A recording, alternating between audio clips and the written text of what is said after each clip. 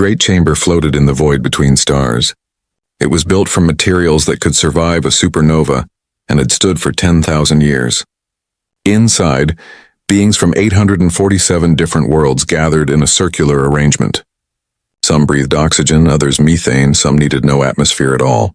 Each had their own translation device, their own seat designed for their unique biology, their own voting crystal that would glow when they made their choice. Today was different from other days. The chamber hummed with tension. Conversations happened in clusters, species grouping together based on old alliances and shared concerns.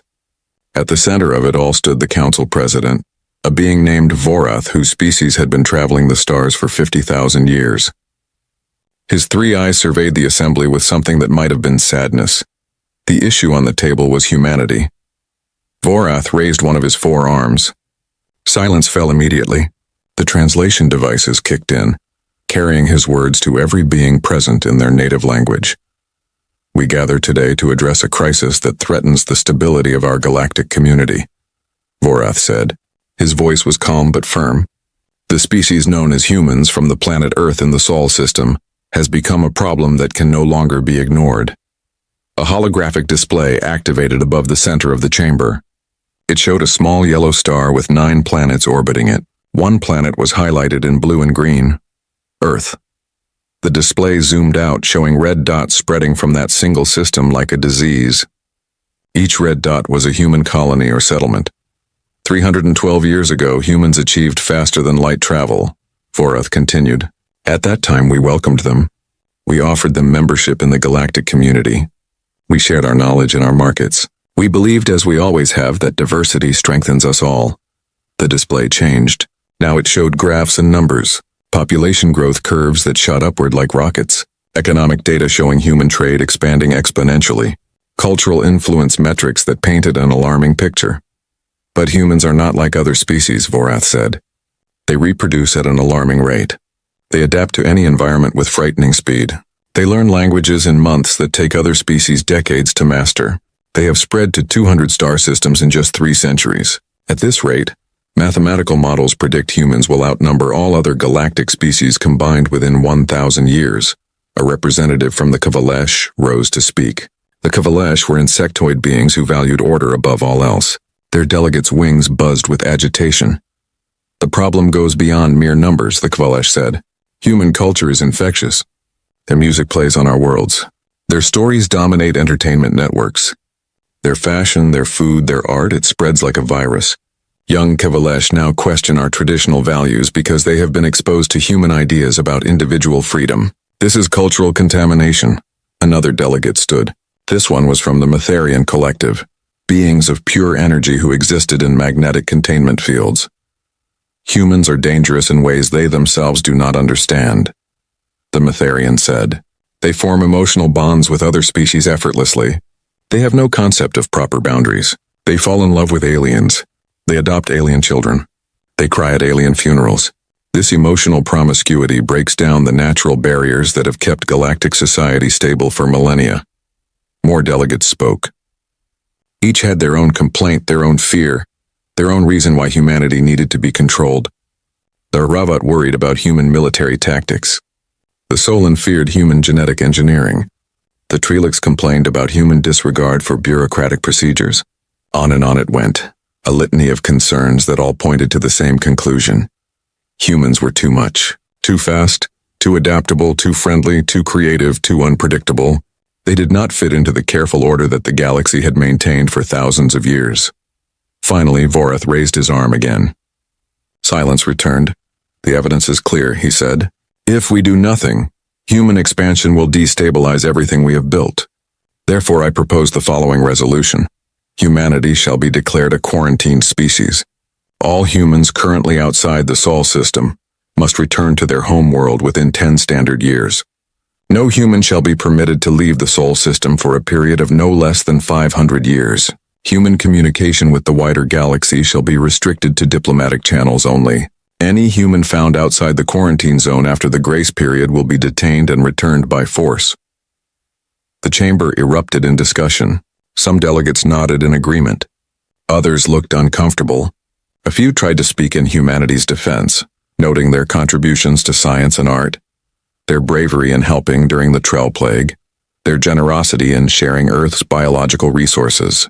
But these voices were drowned out by the majority who saw humans as a threat. The vote was called. Each delegate's crystal began to glow.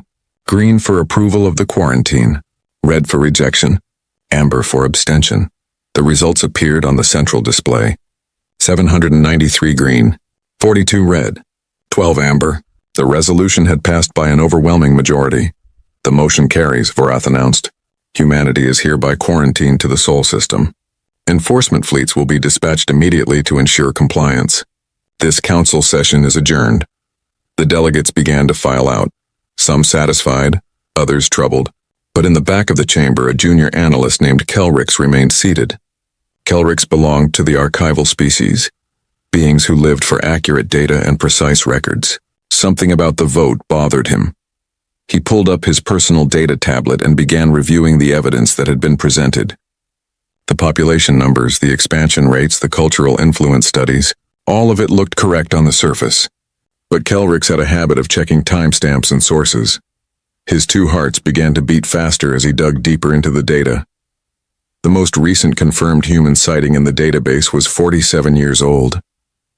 The population surveys were 53 years out of date. The cultural influence studies had been conducted 61 years ago. The economic data was a patchwork of old reports, the newest being 42 years old. Everything the council had just voted on was based on historical data. No one had checked current conditions. No one had sent a survey ship to human space in nearly half a century. Kelrix stood up quickly, his tablet clutched in his manipulator appendages. He needed to find someone senior, someone who would listen, but as he looked around the emptying chamber, he felt a cold dread settle into his core. What had humanity been doing for the last 47 years? Across the galaxy, the enforcement fleets prepared to launch. Massive warships, some the size of small moons, powered up their engines. These vessels represented the combined military might of dozens of species. Their mission was clear. Locate all human colonies, round up all humans found outside Sol system, and enforce the quarantine. Admiral Kresh commanded the largest of these fleets. He was a veteran of the sector wars, a time when 3 civilizations had nearly destroyed each other before the Council intervened. Kresh did not like this mission. He had fought alongside human soldiers during the Trell Plague crisis. He knew humans were brave, clever, and loyal. But orders were orders. Prepare for jump to the Kepler sector, Kresh commanded. Intelligence reports indicate a major human colony there. Population estimated at 3 million. We will begin operations there. His fleet of 30 warships engaged their faster-than-light drives. Space twisted around them and they vanished from normal space. They emerged 3 days later at the edge of the Kepler sector. Sensors immediately began scanning for human settlements, human ships, human communications. The displays lit up with data. Sir, his sensor officer reported. I'm detecting multiple human installations, orbital stations, planetary settlements, mining operations. But what? Kresh demanded. There are no life signs, sir. The installations are all automated, running on their own, but there are no humans.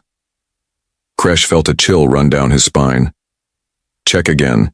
Expand the search radius. The fleet spent 2 days searching every corner of the Kepler sector. They found human buildings, human technology, human infrastructure. Everything was maintained clean and operational. Automated systems kept everything running smoothly. But there was not a single human to be found. It was as if 3 million people had simply vanished.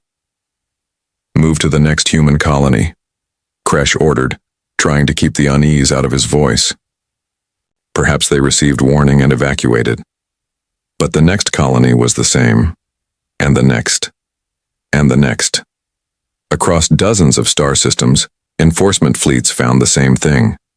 Empty human settlements running on autopilot, completely abandoned. The reports began flooding back to the Council. Confusion turned to concern. Concern turned to alarm. In his small office on the Council station, Kelrix worked through the night, compiling every scrap of data he could find. He had managed to get his concerns heard by a senior Council investigator named Zixthar. Now both of them pored over records, looking for clues. "Here," Zixthar said, pointing at a series of reports. "Look at these incidents over the past 45 years. A human doctor who saved the life of a Trelix governor. A human engineer who solved an unsolvable problem on Mytharian Prime. A human artist who won the Galactic Prize but never showed up to claim it. Dozens of similar stories." "What about them?" Kelrix asked. "The timing," Zixthar said. "They all happened after we stopped monitoring human space closely. And look at this. Follow-up attempts to locate these individuals all failed. They seemed to vanish after making their mark." Kelrix felt his blood run cold as understanding began to dawn. "You think?" "I think humanity knew this was coming," Zixthar said quietly. "I think they saw the writing on the wall decades ago, and I think they did something about it." Outside the window, stars glittered in the endless dark. Somewhere out there, humanity was hiding. But where? And how? And most frightening of all, what did it mean that the galaxy's most adaptable species had gone to ground? The Council had outlawed humanity. They had voted with certainty and conviction. But as Kelrix stared at his data and Zixthar made his calculations, both of them began to suspect the same terrible truth. They were too late. Whatever humanity had planned, whatever they had done, it was already over. The Council had not prevented anything. They had simply failed to notice until it was far, far too late. Admiral Kresh sat in his command chair, staring at reports that made no sense. 6 weeks had passed since the Council issued the quarantine order. His fleet had visited 43 human colonies. Every single one was empty. Not destroyed, not damaged, just empty. The lights still worked. The gardens grew in their automated greenhouses. Music still played in the town squares. But there were no people. "It's like they all decided to leave at the same time," his tactical officer said. "But our intelligence said there were millions of humans out here. Where did they go?" Kresh had no answer. He had sent messages to human government officials in the Sol system, demanding explanations. The responses were polite but unhelpful. Yes, humans had been returning home for decades. It was a personal choice. People wanted to see Earth before they got too old. Natural migration patterns, nothing to worry about. But Kresh was worried, very worried. His communication officer suddenly sat up straight. "Sir, we're receiving a priority message from Council headquarters. It's marked urgent. Put it through," Kresh ordered. Zixthar's face appeared on the screen. The Council investigator looked like he had not slept in days. "Admiral Kresh, I need you to divert to the nearest major population center immediately. Not a human colony, any major alien city. I need you to investigate something." Kresh frowned. "Investigate what?" "My orders are to locate and retrieve humans." "Your orders just changed," Zixthar said grimly. "Trust me, Admiral. Go to the nearest city. Look for humans. You'll understand when you see it." The transmission ended. Kresh sat back thinking. The nearest major population center was Velcor Station, a massive trade hub in the Antares region. It was home to 15 million beings from over 100 different species. He had stopped there many times during his military career. "Set course for Velcor Station," he ordered. 3 days later, his flagship docked at the station. Kresh took a small security team with him and made his way into the main commercial district. The station was as busy as ever. Merchants hawked their goods. Travelers rushed to catch shuttles. Children of a dozen species played in the recreational areas. Kresh walked slowly through the crowds, looking for anything unusual. His security team spread out, scanning for human biosigns. "Sir," one of his guards said over the comm, "I'm getting a reading. Human DNA signature, but it's faint, like it's being masked by something." Kresh moved toward the guard's position. They were standing outside a medical clinic. Through the window, Kresh could see a doctor treating a young Trelix child. The doctor wore the traditional robes of the Trelix people. Her skin had the characteristic blue-green color. Her facial structure was perfectly Trelix, but Kresh's guard scanner insisted she was human. Kresh walked into the clinic. The doctor, looked up and smiled, showing the sharp teeth typical of Trelix. "Can I help you, Admiral?" she asked in perfect Trelix language. "I hope so," Kresh said carefully. "My scanner says you're human, but my eyes say you're Trelix. Which is true?" For a moment the doctor's smile faltered. Then she sighed deeply. She reached up and touched a small device behind her ear. The air around her shimmered. Suddenly she was human. Her skin turned pale tan. Her sharp teeth became flat human teeth. Her body structure shifted slightly. The change was seamless, perfect, impossible. "My name is Dr. Sarah Martinez," she said in flawless galactic common. "I've been practicing medicine on this station for 19 years. I've saved countless lives. I've trained Trelix doctors. I've paid my taxes. I've been a good citizen." Kresh stared at her in shock. "You've been here for 19 years? Disguised?" "Not disguised," Sarah corrected gently. "I learned the language. I studied the culture. I earned my medical license under Trelix law. I wear a holographic projector because it makes my patients comfortable, but everything else about me is real. My skills are real. My dedication is real. My life here is real." "But why?" Kresh asked. Sarah looked at him with sad eyes. "Because I knew this day would come, Admiral. Humanity has always been too loud, too visible, too different. We knew eventually the galaxy would see us as a threat, so some of us made a different choice. We chose to become part of the galaxy in a way that couldn't be taken away." Before Kresh could respond, his comm unit erupted with messages from his security team. "Sir, we found another one. Human male, working as an engineer in the station's reactor core. Been here 22 years. Captain, there's a human teacher at the primary school. She's been educating Velcor's children for 15 years. Admiral, the merchant who sold me lunch yesterday just revealed himself as human. He's owned that restaurant for 2 decades. The reports kept coming. Dozens of humans, all revealed once they were scanned, all living normal lives on Velcor Station. All integrated into the community so thoroughly that no one had suspected them." Kresh felt dizzy. He made his way to the station administrator's office. The administrator, a Hravat named Torvis, looked confused and frightened. "I don't understand," Torvis said. "The doctor who treated my daughter's illness 3 years ago was human? The engineer who saved us from a reactor breach was human? My son's favorite teacher is human?" "It appears so," Kresh said. "What are you going to do?" Torvis asked. "Are you going to arrest them? These people are valuable members of our community. Dr. Martinez has a 98% patient survival rate. The engineer, Chen, he's a genius. The teacher, Ms. Okonkwo, she's won awards. You can't just take them away." Kresh had no answer. His orders were clear. All humans outside Sol System had to be returned. But how could he arrest people who had been productive citizens for decades? What crime had they committed? He returned to his ship and sent a detailed report to Zixthar. Then he waited. The response came 6 hours later. It was not just from Zixthar, it was from the council president himself. "Admiral Kresh," Vorath said, his 3 eyes filled with something that might have been horror. "Your report from Velcor Station is not unique. We have received similar reports from 637 different locations across the galaxy. Stations, planets, habitats everywhere. Humans have been living among us, integrated into our societies for decades." Vorath paused, collecting himself. "We are trying to calculate the scope. Conservative estimates suggest there may be as many as 50 million humans living outside human space, all disguised, all integrated, all hidden in plain sight." Kresh felt the bottom drop out of his world. 50 million. That was more than the total population of some council species. "What are your orders, Mr. President?" Kresh asked. "We don't know yet," Vorath admitted. "The council is in emergency session.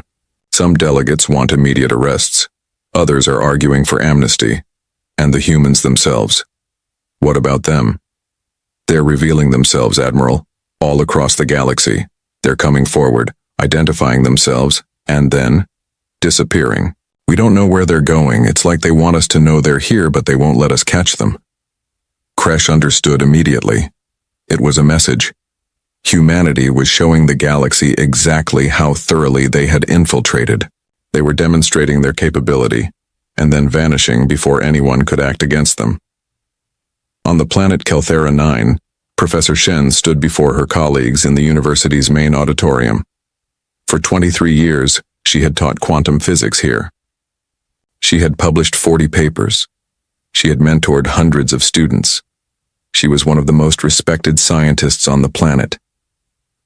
Now she stood at the podium, her holographic disguise deactivated, revealing her true human form. "I am sorry for the deception," she said to the shocked audience. "But I want you to know that everything I taught you was real.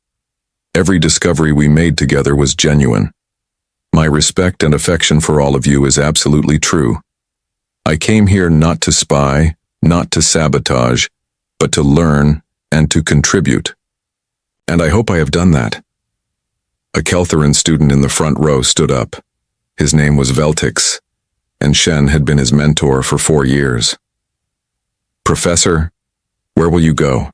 he asked, his voice breaking with emotion. Shen smiled sadly. "I don't know, but Veltix, you are ready to defend your dissertation. You don't need me anymore. You never really did. The knowledge is yours. What you do with it is up to you." She bowed to the assembly and then walked out of the auditorium. By the time security arrived to detain her, she had vanished completely. Similar scenes played out across the galaxy. On the trading hub of Nexus Station, a merchant named Jackson revealed he had been human all along, then vanished from his successful business.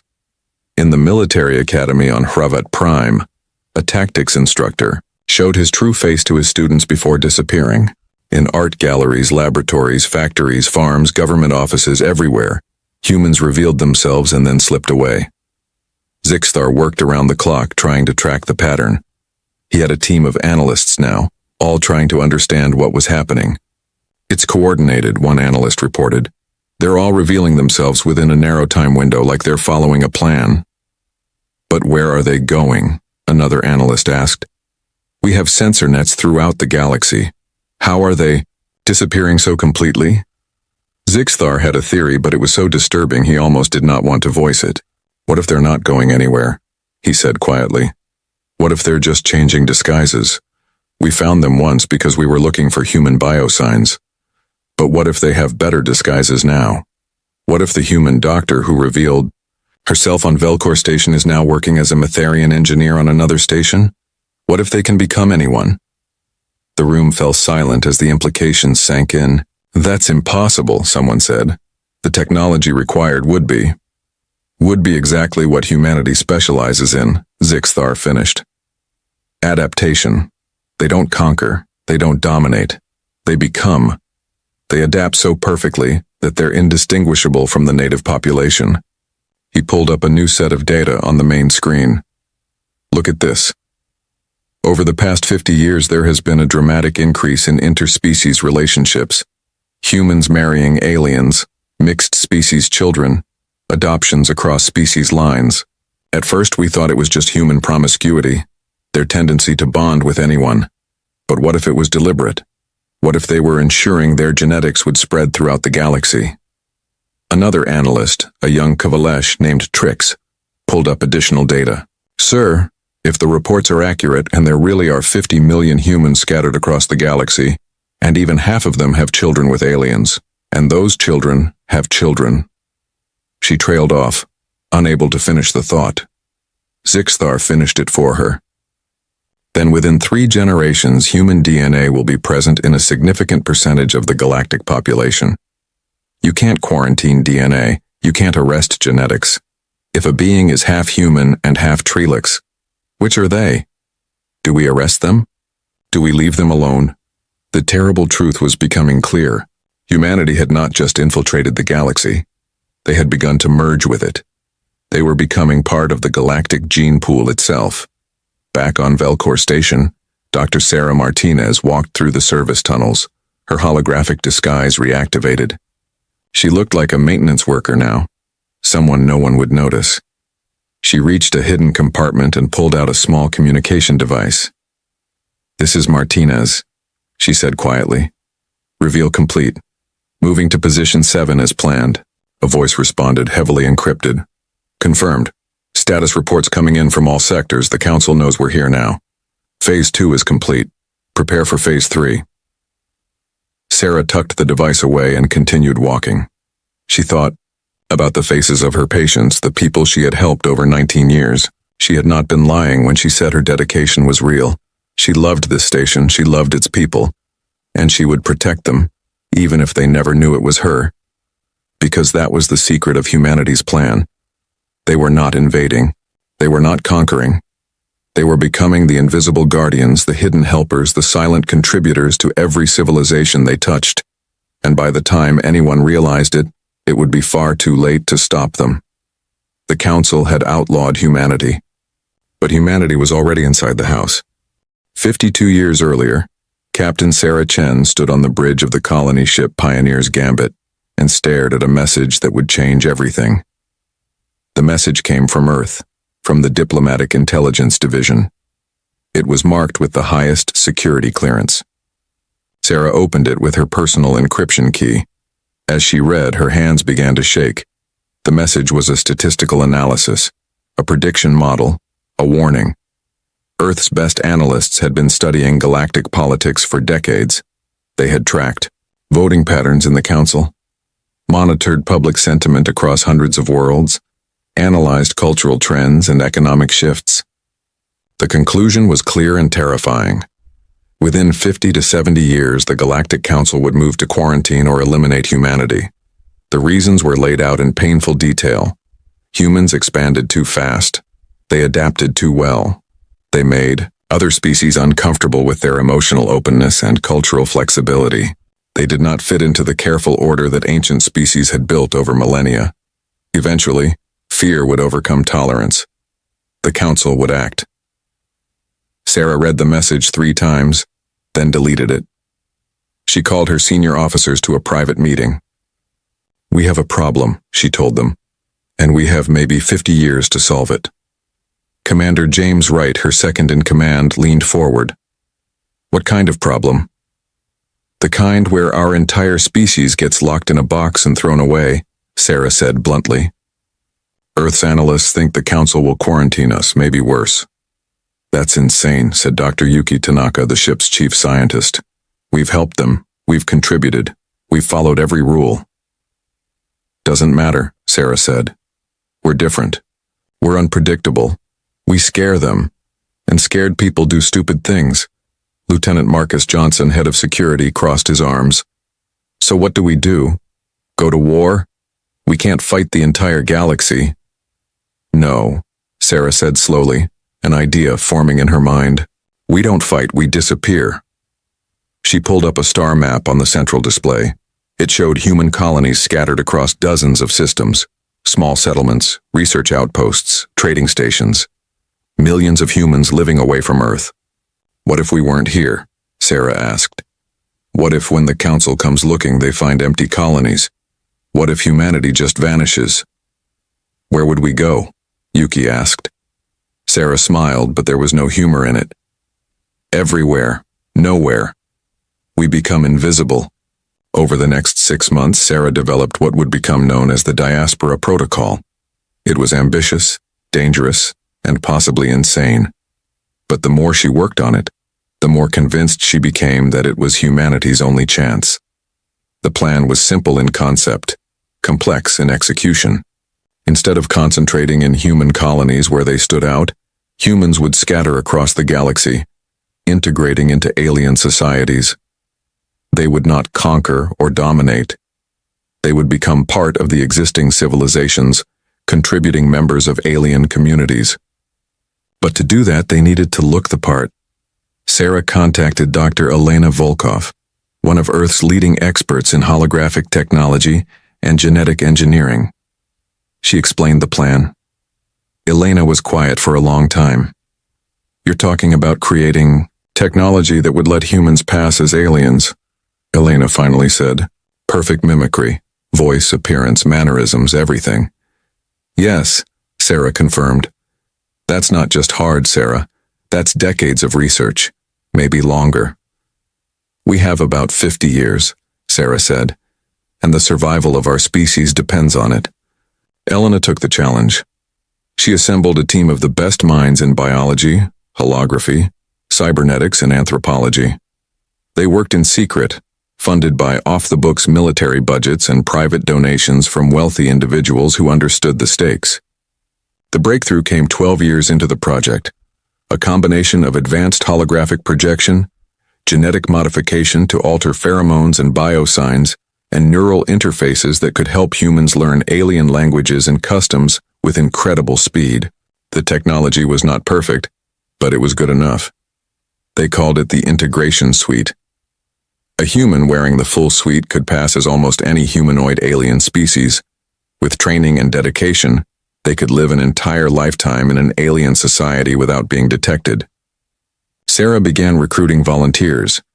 She needed a specific type of person, not soldiers, though they needed courage, not spies, though they needed discretion. She needed people who genuinely wanted to be part of something larger than themselves, people who could love a culture that was not their own, people who could build real lives in alien worlds and mean it. The first volunteer was a doctor named Robert Martinez. He had spent years working in refugee camps on border worlds, treating aliens injured in conflicts. He spoke 4 alien languages fluently and had alien friends he considered family. "I want to help," Robert said simply when Sarah interviewed him. "If this can prevent war, if this can save lives, I'm in." The second volunteer was a teacher named Grace Okonkwo. She had been teaching human and alien children together at a mixed-species school on a frontier world. She believed in education as a bridge between cultures. "Children don't see differences the way adults do," Grace told Sarah. "I've watched human kids and alien kids become best friends, play together, learn together. If we can preserve that, if we can spread that, maybe we can change things." More volunteers came forward. Engineers who loved solving impossible problems. Artists who wanted to share beauty across species. Farmers who saw value in every form of life. Scientists who believed knowledge belonged to everyone. Merchants who understood that trade builds connections. Soldiers who preferred peace, but would protect what they loved. Sarah personally interviewed every single volunteer. She needed to make sure they understood what they were signing up for. "This is not a short-term assignment," she told each one. "You will be living as an alien for years, maybe decades, maybe for the rest of your life. You will make friends who never know your true identity. You might fall in love with someone who thinks you're a different species. You will have to lie every single day. Can you do that?" Some said no. Some thanked her and walked away. But enough said yes. The training took years. Volunteers learned alien languages until they could speak them in their sleep. They studied alien cultures, memorizing every detail of customs and traditions. They practiced walking, eating, and gesturing like aliens. They learned to think like aliens, to understand alien psychology and values. Robert Martinez spent 3 years studying Trelix culture before he felt ready. He learned their medical practices, their ethical frameworks, their religious beliefs. He practiced their formal greeting rituals 10,000 times until they felt natural. When he finally put on his integration suite and looked in the mirror, he saw a Trelix doctor looking back. "How do I look?" he asked Sarah. Sarah studied him carefully. His posture was perfect, his mannerisms flawless. If she had not known better, she would have sworn he was Trelix. "You look ready," she said. Robert was sent to Velcor Station with a full cover identity. He had credentials from a Trelix medical school, a work history that would check out if anyone investigated, even false family records on the Trelix homeworld. He was not Robert Martinez anymore. He was Dr. Kelmara, a Trelix physician seeking opportunity in the diverse environment of a major trade hub. He opened a small clinic. His first patient was a Hravat child with a respiratory infection. Robert treated her with a combination of Trelix medical techniques and his own human knowledge. The child recovered quickly. Her parents recommended him to their friends. Within 6 months, he had a thriving practice. More volunteers followed. Grace Okonkwo became teacher Selvara, a Kavalesh educator at a school on a mining colony. An engineer named David Chen became technician Morath, a Matharian specialist in reactor systems. An artist named Michel Dubois became painter Yixtal, a Solon whose abstract work started winning awards. They spread across the galaxy like seeds in the wind. They found positions in hospitals, schools, factories, government offices, research stations, farms, and businesses. They became part of the communities they joined. They made friends. They fell in love. They had children with alien partners, creating the first generation of human-alien hybrids. And they reported back to Sarah. She coordinated everything from the Pioneer's Gambit, which had been converted into a mobile command center. She tracked every volunteer, monitored their progress, and helped them when they faced difficulties. She also recruited more volunteers, trained them, and deployed them. 20 years into the program, Sarah had 15,000 humans living undercover across the galaxy. 30 years in, the number reached 42,000. 40 years in, she had almost 60,000 integrated humans, plus another 30,000 hybrid children who were both human and alien. She also began phase 2 of the plan. Quietly, she ordered the evacuation of official human colonies. People were told it was voluntary, a return to Earth movement. Some went willingly, tired of frontier life. Others were skeptical but complied. A few refused, but they were a minority. The colonies were not destroyed. Automated systems were left in place to maintain the infrastructure. Gardens still grew. Lights still turned on and off in regular patterns. To a casual observer, it would look like people still lived there. But the humans were gone, either returned to Earth or integrated into alien societies. Sarah knew the clock was ticking. Earth's analysts had been right. Reports from undercover humans working in council facilities confirmed that sentiment was turning against humanity. Voices calling for quarantine or worse were getting louder. 51 years after she first received that fateful message, Sarah recorded what would be her final transmission to Earth. She looked older now, tired, but her eyes were still sharp. "To whoever receives this," she said to the camera, "the diaspora protocol is complete. We have positioned our people throughout the galaxy. They are teachers, doctors, engineers, artists, farmers, soldiers, scientists. They are part of the fabric of galactic civilization now. When the Council makes their move, and they will find empty human colonies. They will think they won, but we will already be inside every civilization, every culture, every species. We don't conquer. We don't dominate. We belong. Everywhere." She paused, choosing her next words carefully. Some will call this infiltration. Some will call it invasion, but it's neither. It's integration. It's choosing to be part of something larger than ourselves. Our people out there are not pretending to care about their adopted homes. They genuinely care. They genuinely contribute. They genuinely belong. That's our strength. That's our survival. Sarah looked directly into the camera and her voice became fierce. The Council thinks they can control us by locking us in a box. They don't understand. You can't lock up an idea. You can't quarantine adaptation. You can't arrest belonging. We are already part of them. Our DNA is mixing with theirs. Our cultures are blending. Our children are hybrids. In 3 generations, you won't be able to separate human from alien because we will be one people." She smiled then, and it was genuine. "We have already won. The Council just doesn't know it yet." The transmission ended. Sarah deleted all records of the diaspora protocol from the ship's computers. Then she set the Pioneer's Gambit on a course for a distant nebula where it would never be found. She thought about all the volunteers she had sent out. Robert Martinez on Velcor Station, Grace Okonkwo teaching children on the mining colony, David Chen keeping reactors running, Michel Dubois creating beautiful art. 60,000 humans living alien lives, another 30,000 children who were bridges between species. They were heroes, every one of them, and most of them would never be recognized because the best success would be complete invisibility. Sarah hoped they understood what they had accomplished. They had saved humanity not through strength or conquest, but through adaptation and belonging. They had turned humanity's greatest weakness, their difference, into their greatest strength. The Council would quarantine humanity, but it would be like trying to hold back the ocean with a net. The water was already everywhere, flowing through every gap, impossible to contain. Sarah Chen allowed herself a moment of pride.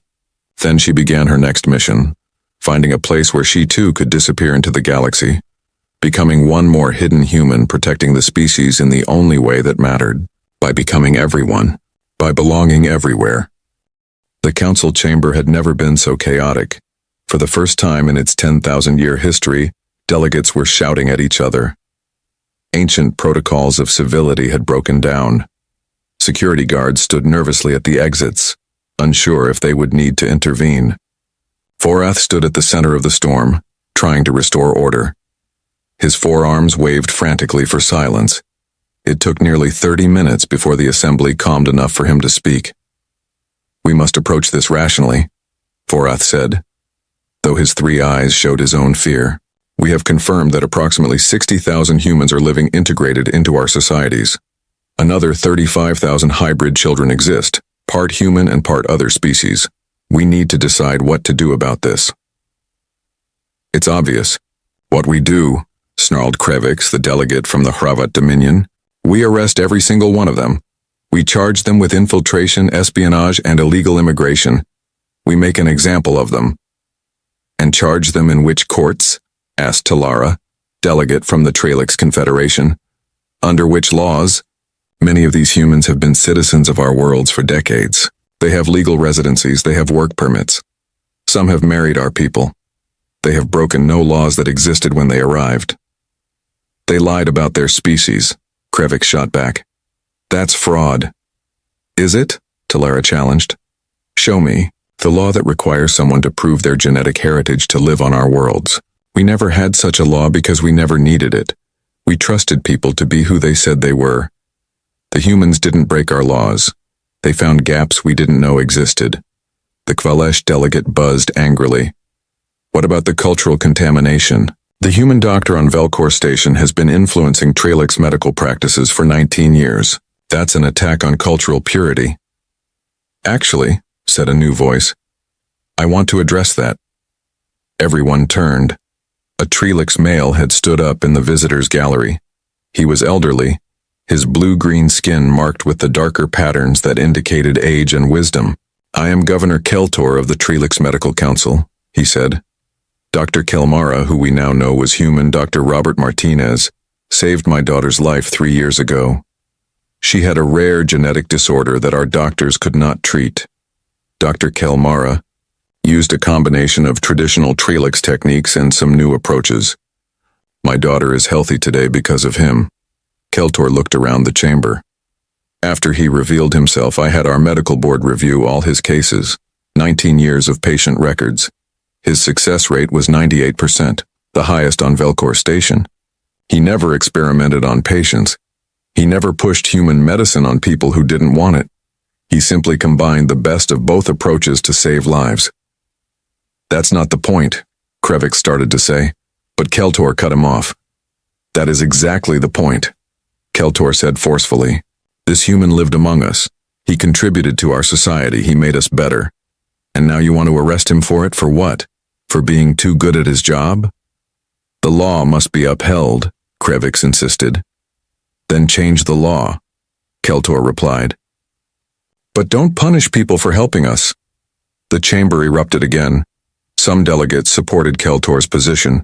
Others insisted that laws must be enforced regardless of consequences. The debate raged for hours. Zixathar sat in his observation post, watching it all with growing dread. He had been compiling data for weeks now, and the numbers were even worse than he first thought. He raised his hand, requesting permission to speak. Vorath, looking desperate for any kind of clarity, granted it immediately. Zixathar's image appeared on the central display. He looked exhausted. "I have been investigating the full scope of human integration," he said. "I need to share what I've found because it changes everything." He pulled up a star map. Red dots appeared across the galaxy, showing locations where humans had been confirmed. These are confirmed human locations, 637 world stations and habitats. But that's not the real story. The map changed. New data overlaid the red dots.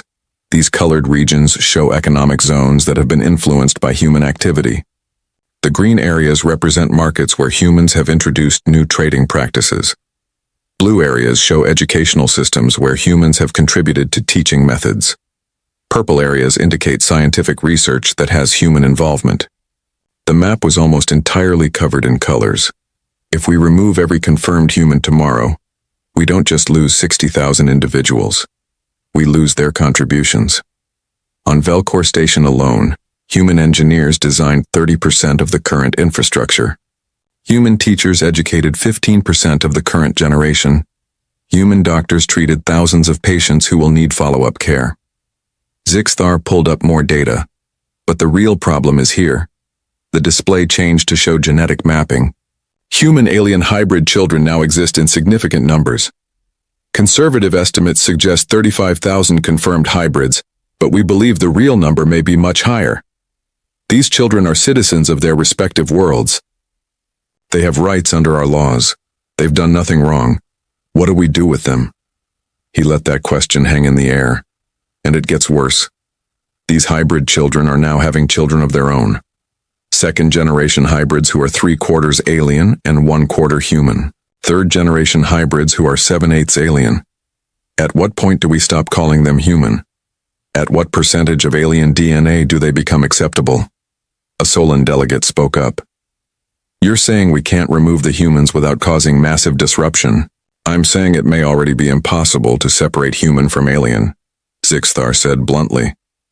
They've woven themselves into the fabric of our civilization. Pulling them out would be like trying to remove threads from a tapestry. You'd destroy the whole thing. The chamber fell silent as delegates absorbed this information. On a dozen different worlds, the humans who had revealed themselves watched the council proceedings on public broadcasts. They knew their fate was being decided. Many had already said goodbye to friends and families preparing for arrest or deportation. Dr. Robert Martinez sat in a small apartment on Velcor Station. He had moved out of his normal home, not wanting to make trouble for his neighbors. His medical license had been suspended pending investigation. His life's work was in limbo. There was a knock on his door. He opened it carefully. Standing there was Governor Keltor and about 50 other Trelix, including many of his former patients. We're not letting them take you, Keltor said simply. You saved my daughter. You saved all our relatives. You're one of us, no matter what your DNA says. Robert felt tears welling up. I appreciate that, but I don't want to cause trouble. Too late, said one of his former patients, a young Trelix woman whose life he had saved during a difficult surgery. We already filed a petition with the council. 5,000 signatures from Velcor Station residents. We're demanding they leave you alone. Similar scenes played out across the galaxy.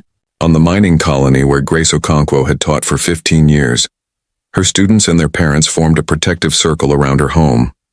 On the station where David Chen had worked, his fellow engineers went on strike, refusing to work until he was cleared. Michelle Dubois' art was displayed in museums, and the directors issued statements saying they would not remove her works. The humans had allies now, not because people were afraid of humanity, but because individual humans had earned love and respect. But not everyone felt that way. On the Hravat homeworld, xenophobic groups began organizing. They saw the human integration as an invasion, a violation of their culture. Similar movements emerged on other worlds. Protests turned into riots in some places. The galaxy was tearing itself apart over a question that had no easy answer. What do you do when the enemy has become your neighbor?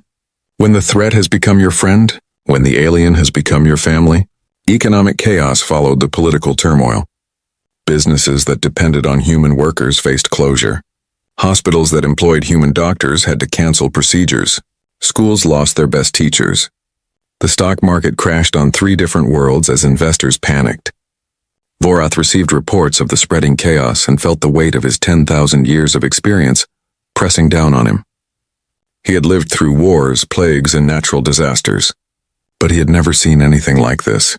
The galaxy was facing a crisis that could not be solved by force or diplomacy because the problem was not external. It was internal. It was woven into their very societies. He called a private meeting with the senior delegates, the ones who had served longest and seen the most. They gathered in a secure chamber, away from the chaos of the main assembly. We need to be honest with ourselves, Vorath said. The quarantine has failed. It failed before we even announced it. Humanity predicted our actions and prepared for them. We cannot arrest 60,000 people who have broken no laws. We cannot punish hybrid children for existing. We cannot remove humans from our economy without causing collapse. So what do? The Matharian elder spoke, his energy field pulsing with thought. We could offer amnesty, Allow the integrated humans to stay where they are, but prevent new human immigration. That won't work, said the Tralix representative. If we allow some humans to stay, we're admitting the quarantine was wrong. If the quarantine was wrong, we have no legal basis to prevent more humans from coming. And if more humans come, we're back where we started. Perhaps we never should have tried to control them, said an elderly archival.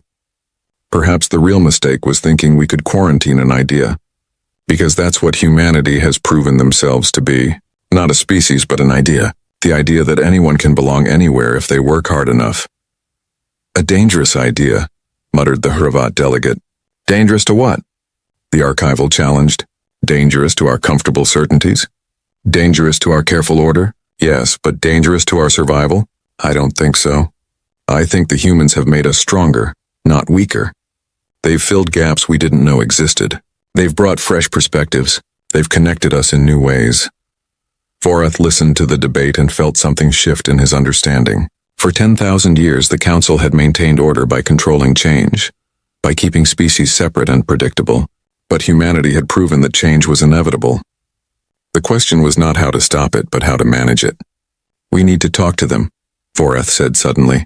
Not as criminals, not as threats. We need to talk to humanity as equals and understand what they really want. They'll never agree to meet with us, the Hrvat delegate said. They're in hiding. Then we make them an offer they can't refuse, Vorath said. We offer to discuss amnesty, legal status, integration protocols. We admit that our approach was wrong and ask them to help us find a better way. You want to negotiate with infiltrators? Krevik said, shocked. I want to prevent a civil war, Vorath replied. Because that's what will happen if we try to force this. Half the galaxy will side with the humans. Half will oppose them. We'll tear ourselves apart. Is that what you want? The chamber fell silent. No one wanted war. They had all seen what war cost. Set up the meeting, Vorath ordered. Contact whatever human representatives we can find. Tell them we want to talk.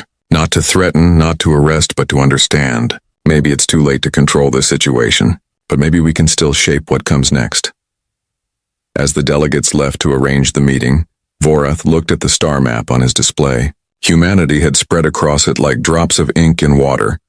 Impossible to contain, impossible to remove. They were part of the galaxy now, whether the Council liked it or not. The only question was what kind of galaxy they would all live in after this was over. The meeting was arranged on neutral ground, a small asteroid station in unclaimed space. No weapons were allowed, no military vessels within 10 light years.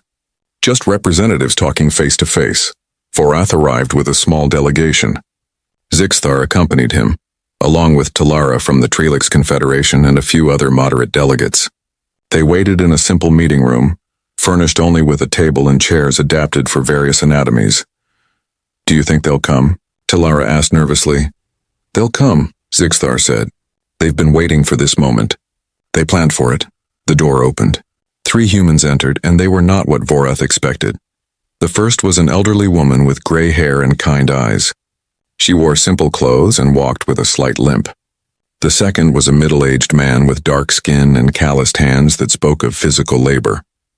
The third was a young woman barely into adulthood with bright eyes and an earnest expression. No soldiers. No politicians in expensive suits. No intimidating presence. Just ordinary people. The elderly woman extended her hand in the human greeting gesture. Vorath awkwardly mirrored the action and they shook hands. I'm Dr. Sarah Martinez, she said. I was a physician on Velcor Station for 19 years. This is James Okafor, who is a farmer on the Trelix colony world Kelshanar. And this is young Elena Chen, who is half human and half Matherian. They sat down at the table. For a moment no one spoke. Vorath studied the humans carefully. He had expected defiance or fear. Instead he saw calm patience. Thank you for agreeing to meet, Vorath finally said. I'll be direct. We need to understand what humanity wants. Your integration into our societies, was it an invasion? A plan to take over? Sarah smiled sadly. No, it was survival. We knew you would fear us eventually. We're too different, too adaptable, too fast-growing. History is full of examples of how powerful groups treat those they fear. We had a choice, fight, flee, or find another way. So you infiltrated us, Zixthar said, not accusingly, but seeking understanding. We integrated, James corrected gently. There's a difference. Infiltration implies we intended harm. Integration means we wanted to belong. I didn't pretend to love my farm on Kelshanar. I genuinely loved it. I spent 20 years growing food that fed thousands of Trelix families. That wasn't a disguise. That was my life. Elena spoke up, her voice young but steady. I was born on a Metharian station. My father was human, my mother Metharian. I grew up speaking both languages, celebrating both cultures. I'm not human trying to pretend to be Metharian. I'm both. I exist in the space between. What am I supposed to be in your quarantine? Where do I belong? Vorath felt the weight of her question. We didn't consider people like you when we made the decision. We should have. You couldn't have, Elena said, because we didn't exist yet. My parents met because my father was living as a Metharian engineer. They fell in love not knowing they were different species. By the time my father revealed the truth, my mother was already pregnant with me. She had to choose between the man she loved and the rules of her society. She chose love. How many others are there like you? Talara asked softly. Thousands, Sarah said, and more being born every year. We have second-generation hybrids now. Third generation. At what point do they stop being human? Elena is 50% human. Her children, if she has them with a Metharian partner, will be 25% human.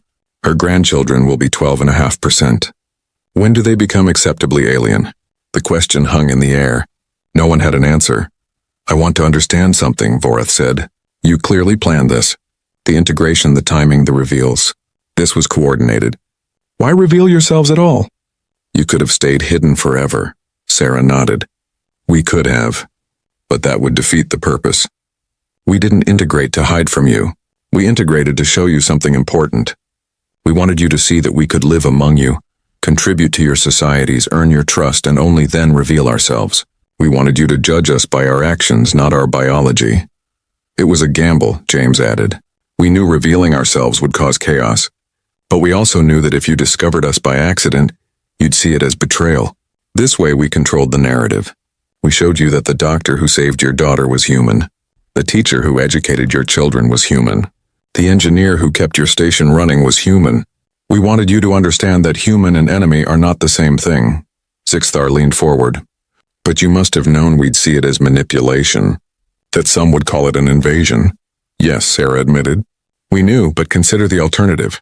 If we had stayed in our colonies, growing in numbers, becoming more visible, eventually you would have seen us as a threat anyway.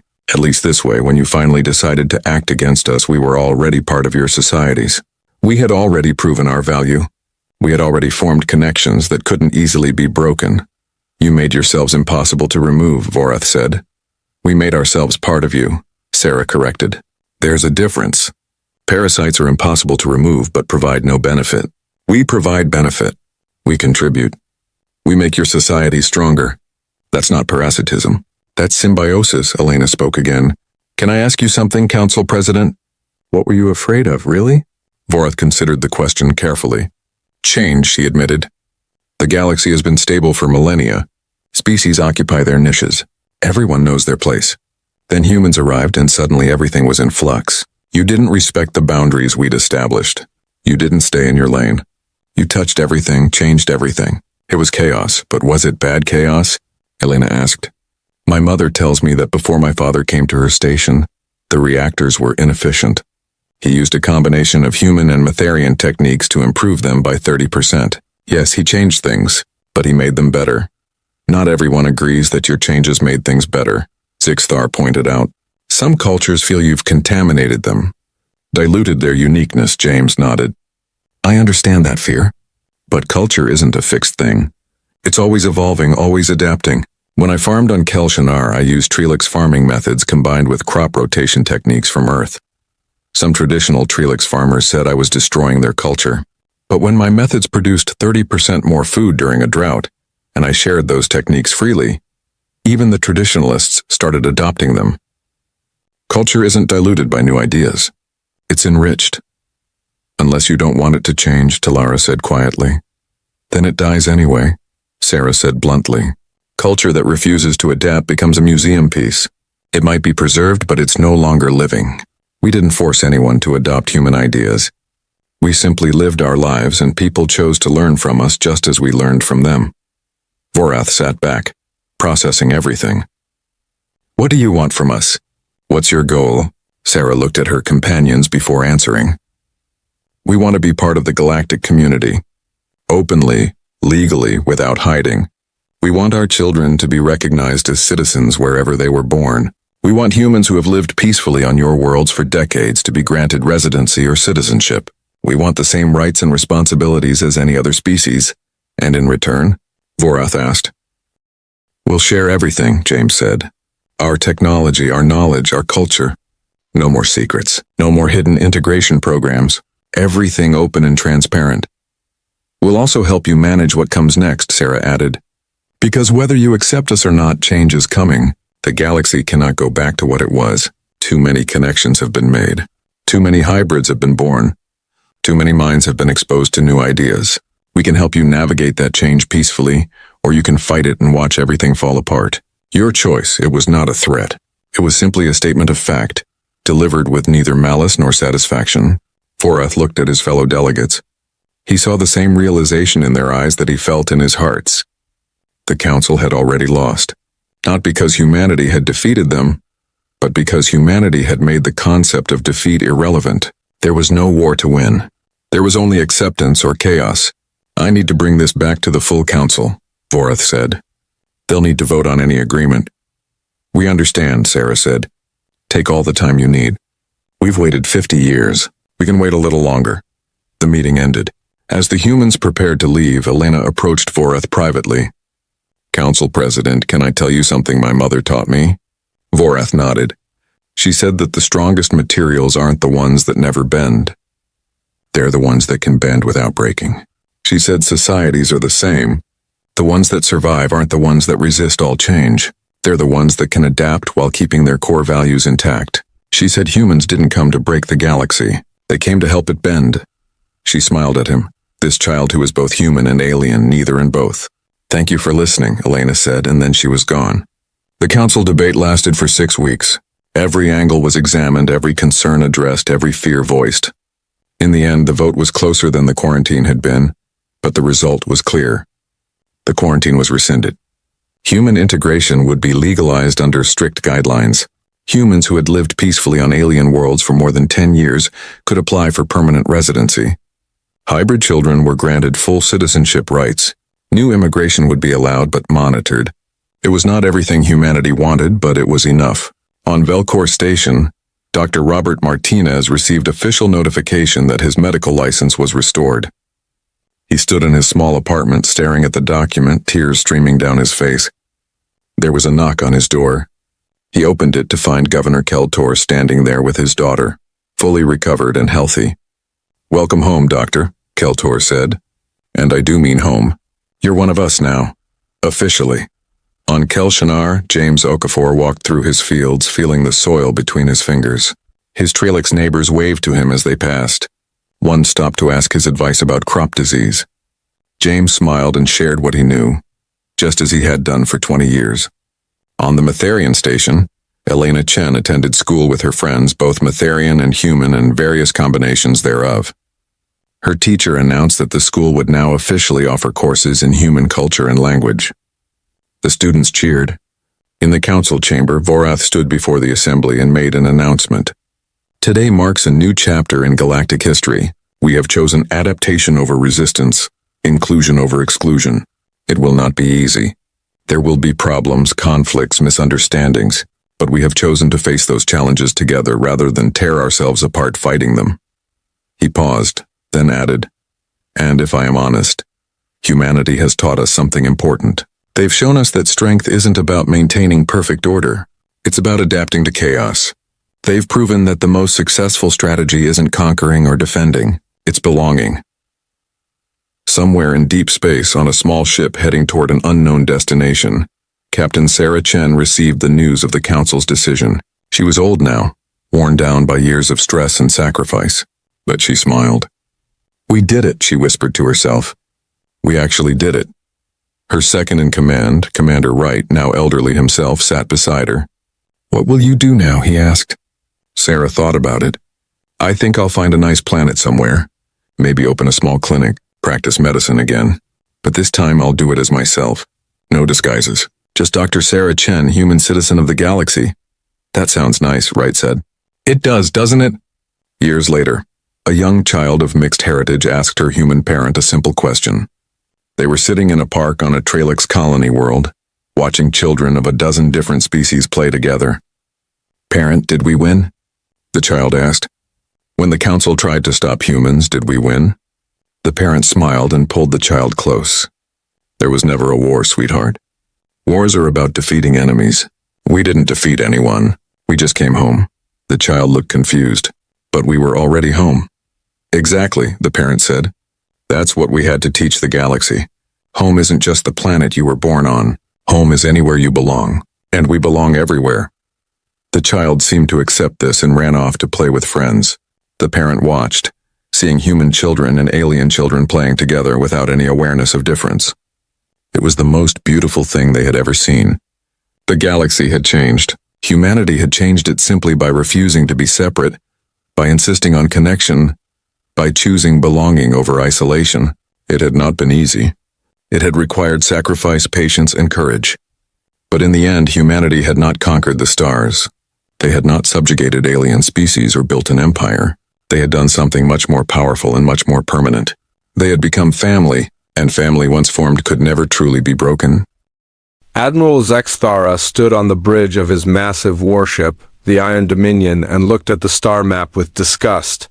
3 small red dots marked human colonies at the edge of the galaxy. These tiny worlds had refused to pay their taxes to the great hegemonic empire. Now he had to waste his time teaching these primitive creatures a lesson. Sir, we are ready to jump to the first human system, his communications officer reported. The officer was a tall, blue-skinned Valyrian with 4 arms. Like most species in the Empire, the Valyrians had joined willingly after seeing the Empire's power. Zexthara was a Korthak, one of the Empire's ruling species. His thick gray skin could stop bullets and his red eyes could see in total darkness. He had conquered 17 worlds for the Empire. Dealing with humans would be the easiest job of his career.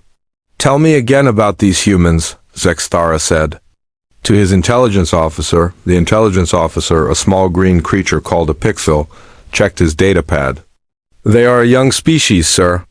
They only learned to travel between stars 50 years ago. They have maybe 30 colony worlds. Their technology is basic. Their ships are small and slow. Zexthara laughed, a sound like rocks grinding together. And they think they can refuse the Empire?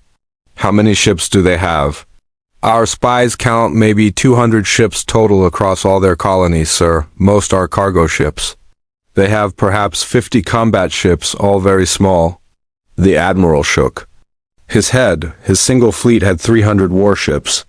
The Empire had sent 3 full fleets for this mission. It was like using a hammer to crush an ant. What about their military? Zexthara asked. They call it the Terran Colonial Defense Force, sir. It seems to be mostly volunteers.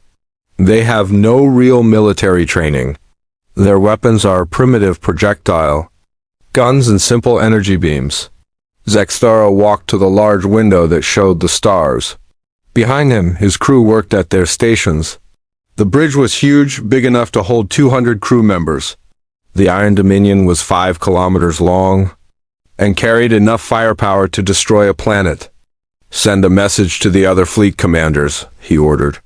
Tell Admiral Krex and Admiral Vorth that this will be over in 3 days. We will be back home in time for the Empire Day celebration. His communications officer nodded and sent a message. Admiral Krex commanded the second fleet, made up of ships from the insect-like hive species. Admiral Vorth led the third fleet, which belonged to the machine race called the Centauri. All 3 fleets were heading to different human systems. Zexthara had been chosen to attack New Geneva, which intelligence said was one of the largest human colonies. The other 2 fleets would hit the colonies called Haven and Liberty Point. After they crushed these 3 worlds, the rest of the human colonies would surrender quickly. Sir, we are getting a message from the human system, the communications officer said. Put it on the main screen, Zexthara ordered. The screen showed a human female in a simple blue uniform. She had brown hair and brown eyes. She looked very young, maybe 25 years old in human terms. The Admiral had seen pictures of humans before, but this was his first time talking to one. "This is Colonel Sarah Chun of the New Geneva Defense Force," the human said. "We know you are coming. We ask you to turn back and leave our system in peace." Zexthara laughed again. The human's voice was steady, but he could see fear in her eyes, or at least he thought it was fear. "I am Admiral Zexthara of the Hegemonic Empire," he replied. "You will surrender your world and pay the taxes you owe. If you resist, we will destroy everything." The human woman looked directly at him through the screen. "We cannot pay your taxes, Admiral. We will not become slaves to your empire. If you attack us, we will defend ourselves." "With what?" Zexthara asked, amused. "Your 50 little ships? Your volunteer soldiers? We have 300 ships, each. One bigger than your largest vessel? We have what we need," Colonel Chun said simply. Zexthara ended the communication and turned to his officers. "Begin the attack. Target their defense stations first, then their ships. Try not to damage the colony itself too much. We will need those humans to work in the mines." The human system called New Geneva had 1 yellow star and 5 planets. The humans lived on the second planet, which they also called New Geneva. It was a green and blue world with large oceans and forests. Intelligence reports said it had about 10 million human colonists. As his fleet moved into the system, Zexthara studied the enemy forces. He could see 12 human ships waiting near the planet. They were much smaller than his vessels. The largest human ship was maybe 500 meters long. His own ship was 10 times bigger. "Sir, we are detecting some strange energy readings," his science officer reported. The science officer was another Korthek, but smaller and more focused on technology than fighting. "What kind of energy?" Zexthara asked. "Unknown, sir. It seems to be coming from several asteroids in the system. Also from what looks like space stations." Zexthara looked at the tactical display. He could see the asteroids his science officer meant. There were about 20 of them scattered around the system. They seemed normal, just chunks of rock and metal floating in space. Probably mining operations, he decided. Humans are known to mine asteroids for resources. Ignore them for now, focus on the military targets. His fleet moved closer to the planet. The human ships started moving too, but not toward his fleet. Instead, they seemed to be moving away, toward the edge of the system. "They are running?" his tactical officer said with satisfaction. "Should we pursue them?" Zexthara thought for a moment. It would be easy to chase down the human ships and destroy them, but it might be better to let some escape. When they reached other human colonies and told everyone how easily the Empire had won, it would make the other colonies surrender faster. "Let them go for now," he decided. "Focus on taking the planet. We can hunt down their ships later." But as his fleet got closer to New Geneva, something strange happened. The asteroids his science officer had noticed began to move. They were not floating randomly anymore. Instead, they were positioning themselves between his fleet and the planet. "Sir, those asteroids are not natural," his science officer said, voice filled with worry. "They have engines and weapons." Zexthara stared at the tactical display. The 20 asteroids had spread out into a defensive formation. Each one was the size of a small moon. If they had weapons and engines, they were not asteroids at all. They were space fortresses. How did our intelligence miss this? He demanded. Before anyone could answer, the space fortresses opened fire. Beams of pure energy, brighter than stars, reached across space and struck 3 of his ships. The beams cut through the ship's armor like it was paper. The ships exploded in balls of fire and debris. "Shields up, return fire," Zexthara shouted. His fleet began shooting back, but their weapons seemed to do no damage to the fortresses. The enemy ships were protected by some kind of energy barrier that absorbed or deflected every shot. More beams fired from the fortresses. 5 more of his ships were destroyed in seconds. The beams were incredibly powerful, far stronger than anything the Empire had ever seen. "Sir, we are also detecting movement from the human ships," his tactical officer reported. They were not running away. They were getting into attack position. On the display, Zexthara could see the 12 human ships coming back toward his fleet. But now there were not 12 ships. Now there were hundreds. Small fighter craft were pouring out of the larger vessels like angry insects from a nest. "Where did all those fighters come from?" he asked. "Unknown, sir. They must have been hidden inside the larger ships." The human fighters moved like nothing Zexthara had ever seen. They flew in perfect formation, making complex maneuvers that should have been impossible. They moved so fast and precisely that they seemed to be controlled by computers rather than living pilots. The fighters began attacking his ships. They were small, but their weapons were incredibly powerful. Swarms of them attacked each of his vessels, flying around them too fast for his gunners to target. "Admiral, we are losing ships rapidly," his tactical officer reported. "We have lost 47 vessels in the last 5 minutes. Zexthara could not believe what he was seeing. His mighty fleet, which had conquered dozens of worlds, was being torn apart by humans. These were supposed to be primitive creatures with basic technology. "Send a message to Admiral Krex and Admiral Vorth," he ordered. "Tell them we need reinforcements immediately." "Sir, we are receiving messages from the other fleets," his communications officer said. "Admiral Krex reports that his fleet is under heavy attack at Haven Colony. Admiral Vorth says his fleet is being destroyed at Liberty Point." Zexthara felt something he had not experienced in many years. Fear. All 3 Imperial fleets were being defeated at the same time. This was not possible. The humans were supposed to have only 50 combat ships total. How were they fighting 3 separate battles across 3 different star systems? Another wave of energy beams from the fortresses destroyed 10 more of his ships. The human fighters continued their relentless attacks. His fleet was being destroyed piece by piece. "Sir, we are receiving another communication from the humans," his communications officer said. "Put it on screen," Zexthara ordered. Colonel Chun appeared again. She was still in the same blue uniform, but now she was on what looked like a military command center. Behind her, dozens of humans worked at computer stations. "Admiral Zexthara," she said calmly. "We told you to leave our system in peace. You chose not to listen. What are you?" Zexthara demanded. "Your intelligence report said you were primitive. This technology is impossible." Colonel Chun looked at him with what might have been pity. "Your intelligence was wrong about many things, Admiral. We are not as primitive as you thought. And this is not our military." "What do you mean?" Zexthara asked. "What you are fighting right now is the new Geneva Colonial Defense Force. We are civilians, Admiral. Farmers, miners, engineers, teachers. We are not soldiers." Zexthara stared at her. "You are lying."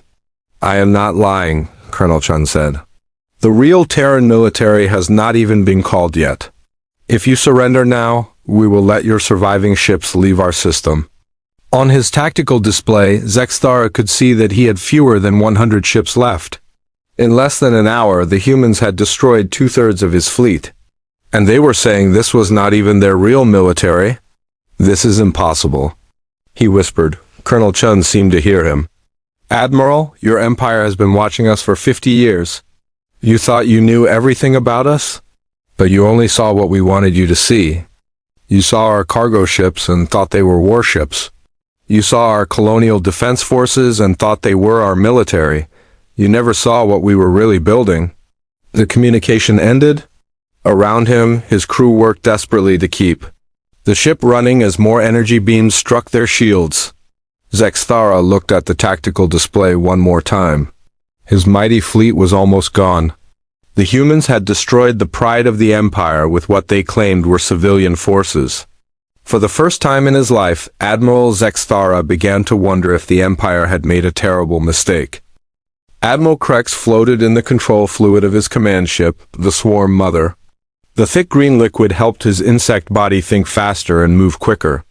Around him, hundreds of his hive soldiers worked at stations built into the curved walls of the sphere-shaped bridge. Krex had been confident when he entered the Haven system. His fleet of 250 ships was the fastest in the Empire.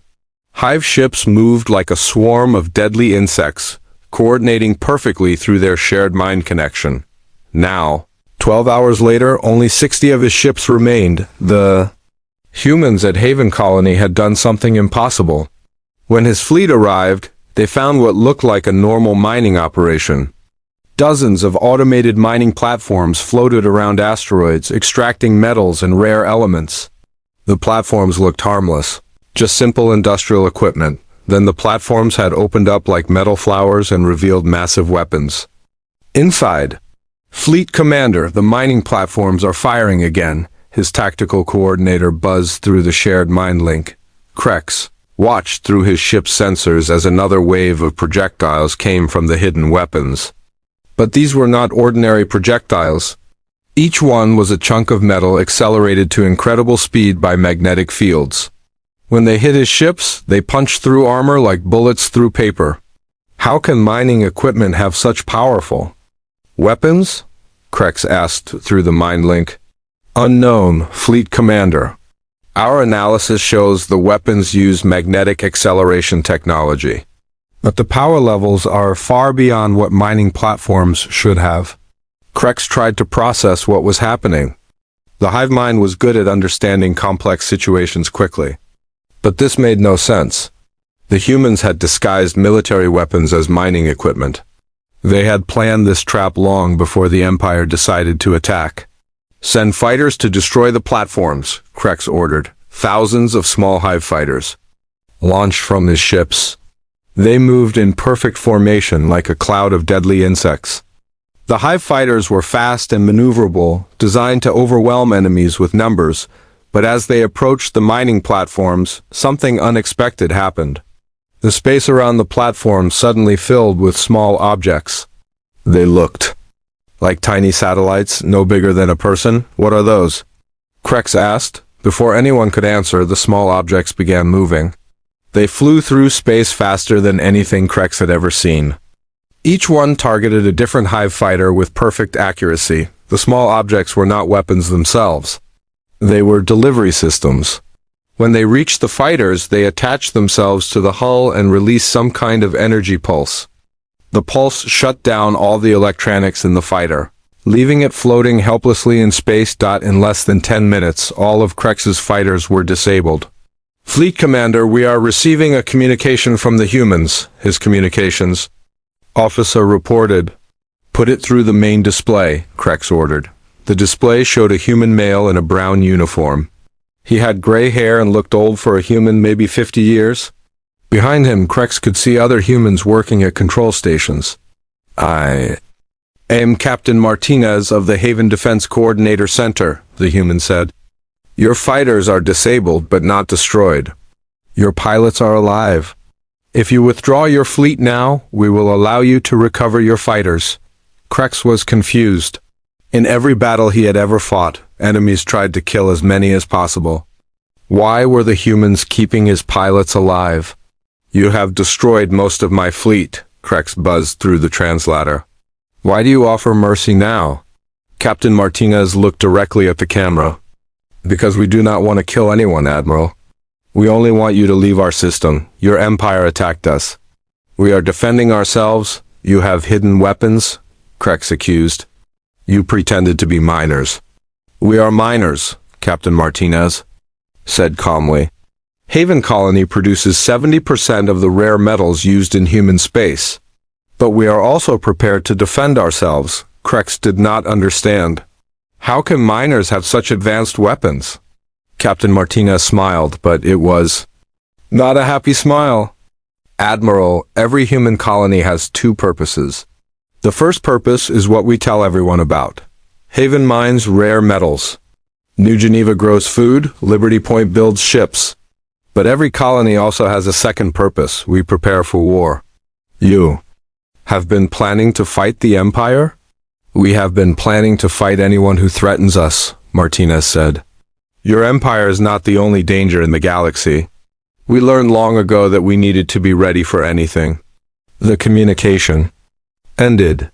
Krex floated in his control fluid and tried to understand what the human had told him. Every human colony was secretly a military base. How was that possible? Fleet Commander, we are receiving emergency communications from Admiral Zexthara and Admiral Vorth. His communications officer reported. Put them through, Krex ordered. The display split to show both other fleet commanders. Admiral Zexthara looked angry and frightened. His bridge showed damage from battle. Admiral Vorth's mechanical face showed no emotion, but Krex could see that many of his ship's systems were offline. The humans have destroyed most of my fleet, Zexthara reported. They have weapons hidden in asteroids, space fortresses disguised as rocks. My fleet has also suffered heavy losses, Admiral Vorth added in his mechanical voice. The humans at Liberty Point have turned their shipyards into weapons factories. They are building combat ships faster than we can destroy them, Krex shared. What he had learned at Haven, the three fleet commanders tried to understand what was happening. They had attacked 3 different human colonies and found the same thing at each one.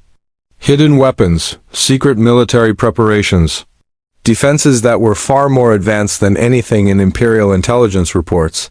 How did our spies miss this? Zexthara asked. Perhaps they did not miss it, Admiral Vorth suggested. Perhaps. The humans allowed our spies to see only what they wanted them to see. Krex thought about this.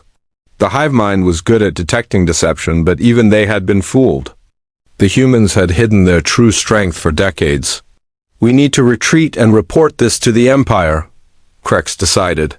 Agreed, Zexthara said, but we must warn them. The humans are not what they seem. As Krex prepared to withdraw his remaining ships, he received another surprise. The disabled hive fighters began moving again. The humans had somehow repaired their electronics and were allowing them to return to the fleet. Why are they helping our fighters? One of his officers asked through the mind link. Unknown, Krex admitted. This behavior does not match any enemy we have encountered before. Captain Martinez appeared on the display again. Admiral Krex, your fighters are operational again. We have also sent medical supplies for your wounded. You are free to leave our system. Why do you help us? Krex asked. We came here to conquer your world. Because killing is not our goal, Martinez said. Surviving is our goal? If you leave us alone, we will leave you alone. Krex gathered his remaining ships and began the journey out of the Haven system. As they left, he noticed something that made his insect blood run cold. The mining platforms were folding back into their harmless appearance. The defensive satellites were hiding themselves again. Within hours, the system would look exactly like it had when his fleet arrived. Anyone who came to Haven system later would see only miners working peacefully on asteroids. They would never know about the hidden weapons unless they attacked. Fleet Commander, his tactical coordinator said through the mind link. If every human colony is like this, how many hidden weapons do they have across their territory? Krex did not want to think about the answer. Humans had 30 colony worlds. If each one was secretly a military fortress like Haven, New Geneva, and Liberty Point, then human military strength was far greater than anyone had imagined. But there was something else that worried him even more. The humans had been preparing these defenses for decades. They had planned for war long before the Empire attacked them. What had they been preparing to fight? As his fleet jumped to hyperspace, Krex composed a message for the Hegemonic Council. He had to warn them that the human threat was much greater than anyone knew. But even as he wrote the message, he wondered if it was already too late. The Empire had sent 3 fleets to crush a weak enemy. Instead, they had discovered that the enemy was not weak at all. Worse, they had revealed to the humans that the Empire was aggressive and dangerous. Krex had a terrible feeling that the humans would not wait for the Empire to attack again. Meanwhile, in the Liberty Point system, Admiral Vorth was having his own terrible realization. His mechanical body did not feel fear the way organic beings did, but his computer brain could calculate probabilities very accurately. The probability that the Empire had made a terrible mistake was 97%. The humans at Liberty Point had not just defended themselves. They had demonstrated manufacturing capabilities that seemed impossible. During the battle, Vorth had watched human shipyards build and launch new combat ships every few minutes. Each ship was different, as if the humans were testing different designs in real combat. "Admiral," his communications officer reported in electronic tones, "we are receiving a message from the human commander." The display showed a human female with short black hair and dark skin. She wore a uniform that looked more like work clothes than military gear. "I am Director Sarah Kim of Liberty Point Industrial Complex," she said. "Admiral, your fleet fought well. We are impressed by your tactical systems." Vorth processed this statement. The human sounded like she was giving a professional evaluation, not gloating over victory. "You have defeated my fleet," Vorth stated. "Why do you compliment our performance?" Director Kim looked thoughtful. "Because we learn from every encounter." "Admiral, your ships have interesting design features. Your energy weapons are very efficient. We would like to understand how they work." "You want our technology?" Vorth asked. "We want to understand all technology," Kim said. "Knowledge helps us build better defenses, and better defenses help us survive."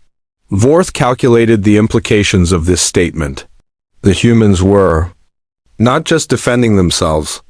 They were studying their enemies and learning from them. Every attack on a human colony would make them stronger. "You are using us as test subjects," Vorth realized. Director Kim nodded. "In a way, yes. We did not choose this fight, Admiral. But since you brought it to us, we will learn everything we can from it." The communication ended. Vorth gathered his surviving ships and prepared to leave the system. As they departed, he sent his own report to the Hegemonic Council. His recommendation was simple: do not attack the humans again. But Vorth calculated that the probability of the Empire following his advice was only 12%. The Empire had never backed down from a fight. Even when faced with clear evidence that they had underestimated their enemy, they would probably send more ships. Vorth hoped he was wrong. Because if the Empire escalated this conflict, he calculated that the probability of Imperial victory was less than 1%. And the probability that the humans were hiding even greater secrets was 99%. Emperor Thulin sat on his crystal throne in the great council chamber of Zentara Prime. The throne room was enormous, with walls that reached up into darkness and floors made of polished black stone. Hundreds of representatives from different species filled the chamber, all of them looking worried and confused. The Emperor was a member of the eternal race, beings who lived for thousands of years and considered themselves the natural rulers of the galaxy. His skin was pale blue and seemed to glow with inner light. His eyes were silver and showed no emotion as he listened to the reports from his defeated admirals. "Explain to me again how 3 full Imperial fleets were destroyed by farmers and miners," the Emperor said. His voice was cold and quiet, but it carried to every corner of the massive chamber. Admiral Zexthara stood before the throne, his gray skin showing scars from the battle at New Geneva. "Your Majesty, the humans were not what our intelligence reported. They had hidden weapons and advanced technology." "Hidden weapons?" the Emperor repeated slowly. "You are telling me that our intelligence service, which has successfully mapped and conquered 300 worlds, was fooled by primitive humans?" The chamber was silent. Everyone knew that questioning Imperial intelligence was the same as questioning the Emperor himself. "Your Majesty," Admiral Vorth spoke in his mechanical voice, "the humans demonstrated capabilities that exceed our current understanding. Their manufacturing speed, their weapons technology, their tactical coordination, it suggests they have been preparing for a large-scale conflict for many decades." Emperor Thulin stood up from his throne. He was tall, even for an Eternal, and when he moved the light seemed to follow him. "Are you suggesting that these humans, who only learned to travel between stars 50 years ago, have been planning to fight the Empire that entire time?" "That is exactly what we are suggesting, Your Majesty," Admiral Krex buzzed through his translator. "Every human colony appears to be a disguised military installation. They have been watching us and preparing." The Emperor walked down the steps from his throne. Around the chamber, representatives from dozens of species watched nervously. Many of them had joined the Empire willingly after seeing its power. Now they were hearing that a small human civilization had destroyed 3 Imperial fleets. Intelligence Director Zalen, the Emperor called, a tall, thin creature with purple skin and 6 arms, stepped forward. Director Zalen was a mindweaver, a species known for their ability to process vast amounts of information quickly. Your Majesty, Zalen said, bowing low. Explain how your department failed so completely. Director Zalen's 6 arms moved nervously. Your Majesty, we placed observation posts near every human system. We monitored their communications. We even had agents working inside human colonies. And none of them reported military preparations? They reported exactly what the humans wanted them to report. Zalen admitted. The humans appeared to be conducting normal colonial activities. Mining, farming, manufacturing civilian goods. There was no indication of military buildup. Emperor Thulan stopped walking and turned to face the intelligence director. Are you saying the humans deceived our agents? I'm saying the humans are far more sophisticated than we realized, Your Majesty. They created a perfect illusion. Our agents saw mining operations, but the mining equipment could transform into weapons. They saw shipyards building cargo vessels, but the cargo vessels could apparently transform into warships. The Emperor's silver eyes seemed to glow brighter. Transform? Yes, Your Majesty. According to Admiral Vorth's report, the humans at Liberty Point built new combat ships during the battle. Ships that appeared to be designed specifically to counter our weapons and tactics. A murmur ran through the chamber. The ability to design and build new warships during combat was something no species had ever demonstrated. What else do we know? About human capabilities? The Emperor asked. Admiral Zexthara stepped forward again. Your Majesty, the humans used gravity weapons that could cut through our strongest armor. They had fighter craft that moved with impossible coordination. They demonstrated energy shields that could absorb our most powerful attacks. And most disturbing, Admiral Vorth added, they showed restraint. They could have destroyed our fleets completely, but they allowed survivors to escape. They even provided medical aid to our wounded. Emperor Thulan considered this information. In his 3,000 years of life, he had conquered many species. Some fought desperately and were destroyed. Others surrendered quickly and were absorbed into the Empire. But no species had ever defeated Imperial forces and then shown mercy. Director Zalen, what is your assessment of human military strength? The intelligence director's arms moved in complex patterns as he calculated. Based on what we have observed, Your Majesty, the humans may have military capabilities equal to or greater than our own. If every human colony is as well defended as the 3 we attacked, they could field a force comparable to the entire Imperial Navy. The chamber erupted in shocked voices. Representatives from dozens of species began talking at once. The idea that humans, who seemed so primitive, could match the Empire's military power was almost impossible to believe. Silence. The Emperor commanded, and the chamber fell quiet instantly, but the damage was done. Word of the human victories was already spreading across the galaxy. The Emperor could see fear and uncertainty in the faces around him. For the first time in centuries, the Empire's subjects were questioning imperial supremacy. Your Majesty, came a voice from the crowd of representatives, if I may speak? The Emperor looked toward the voice. It came from Ambassador Keths, representative of the Vrex Dominion. The Vrex were one of the Empire's most loyal client species, fierce warriors who had served as Imperial shock troops for over a century. Speak, the Emperor said. Ambassador Keths was a large, muscular humanoid covered in red scales. His species was known for their straightforward nature and military expertise. Your Majesty, the Vrex Dominion has fought alongside Imperial forces in 47 campaigns. We have seen the Empire's enemies surrender or die. We have never seen an enemy show mercy to Imperial forces. What is your point, Ambassador? My point, Your Majesty, is that the humans are not acting like an enemy. They are acting like a defensive power. They did not attack our colonies. They did not invade our space. They only fought when the Empire attacked them first.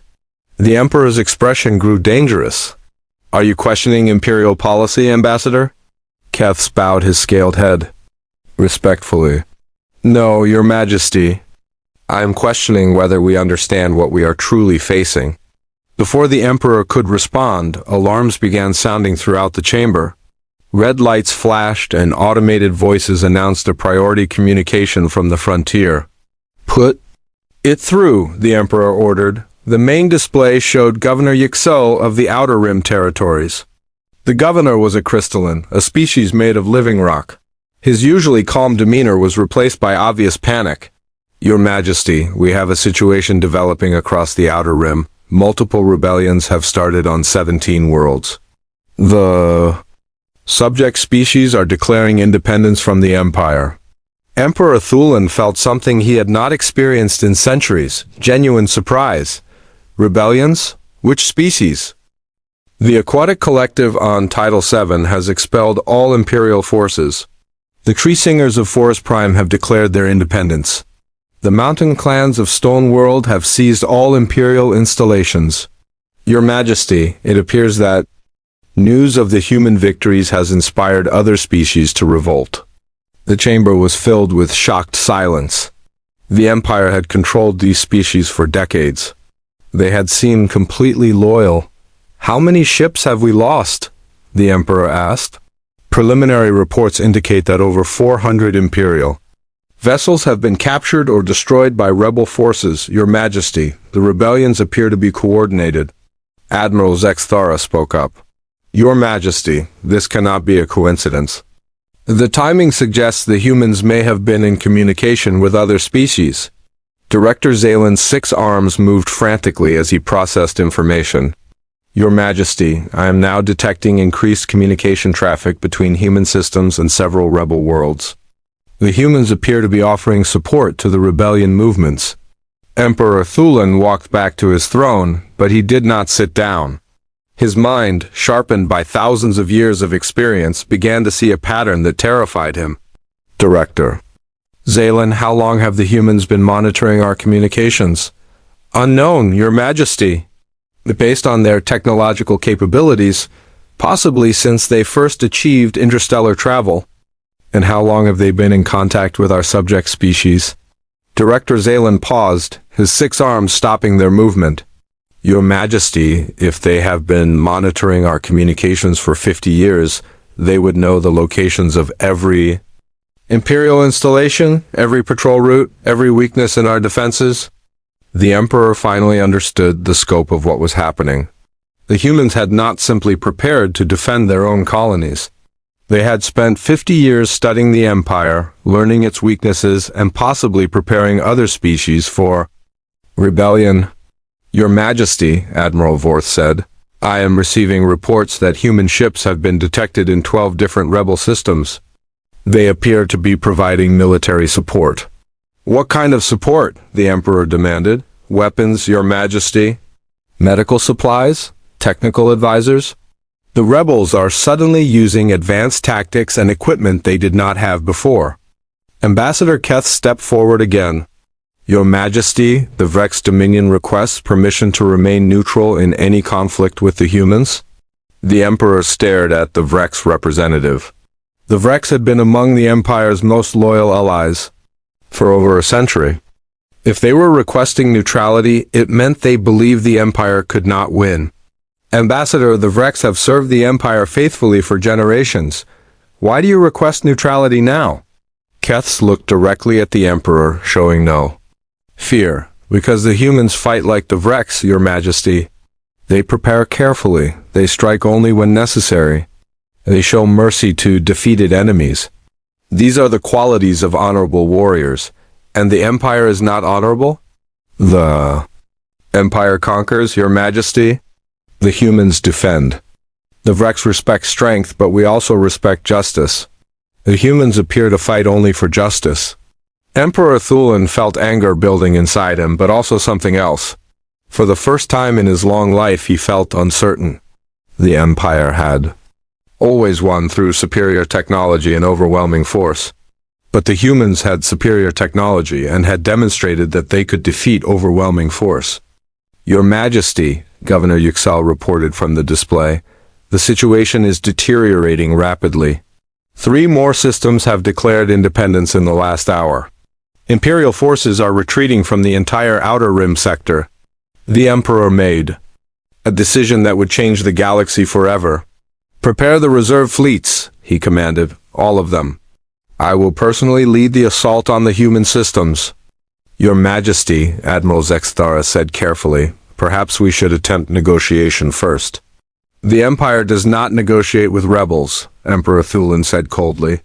Gather every ship we have, call in every favor we are owed, mobilize every ally. We will show the galaxy that the Empire's power is absolute.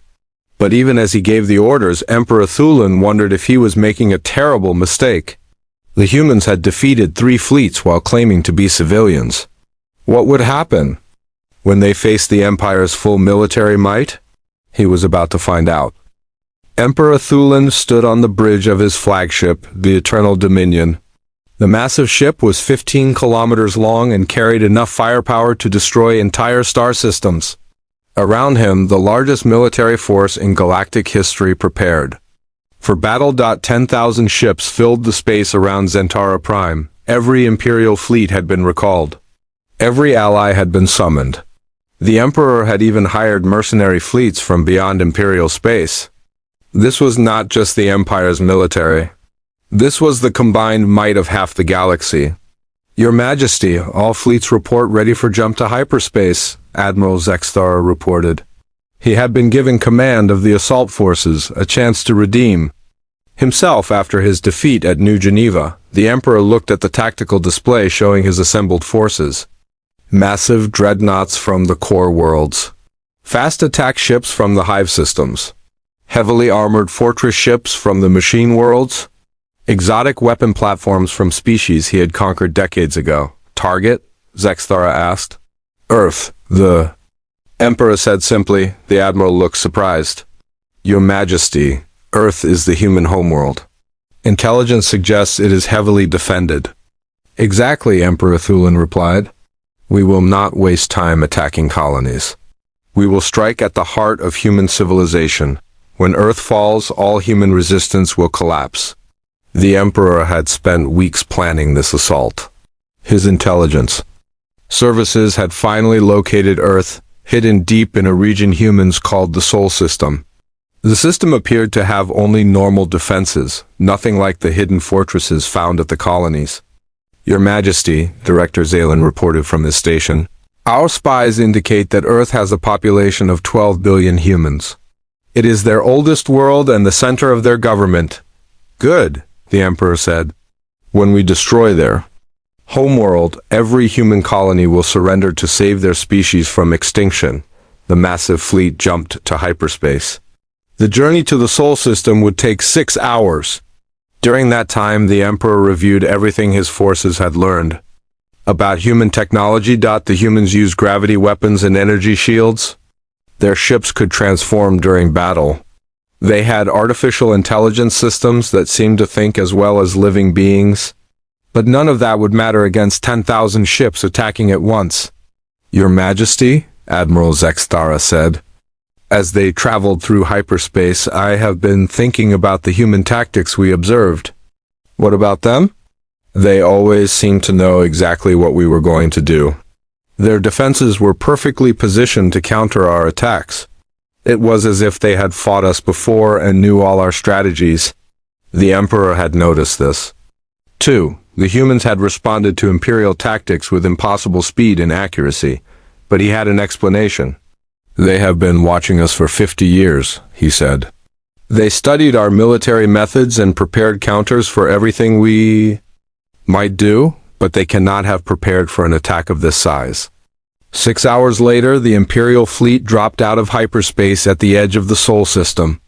The Emperor expected to see panic and confusion as the humans realized they were facing total destruction. Instead, he saw something that made his ancient blood run cold.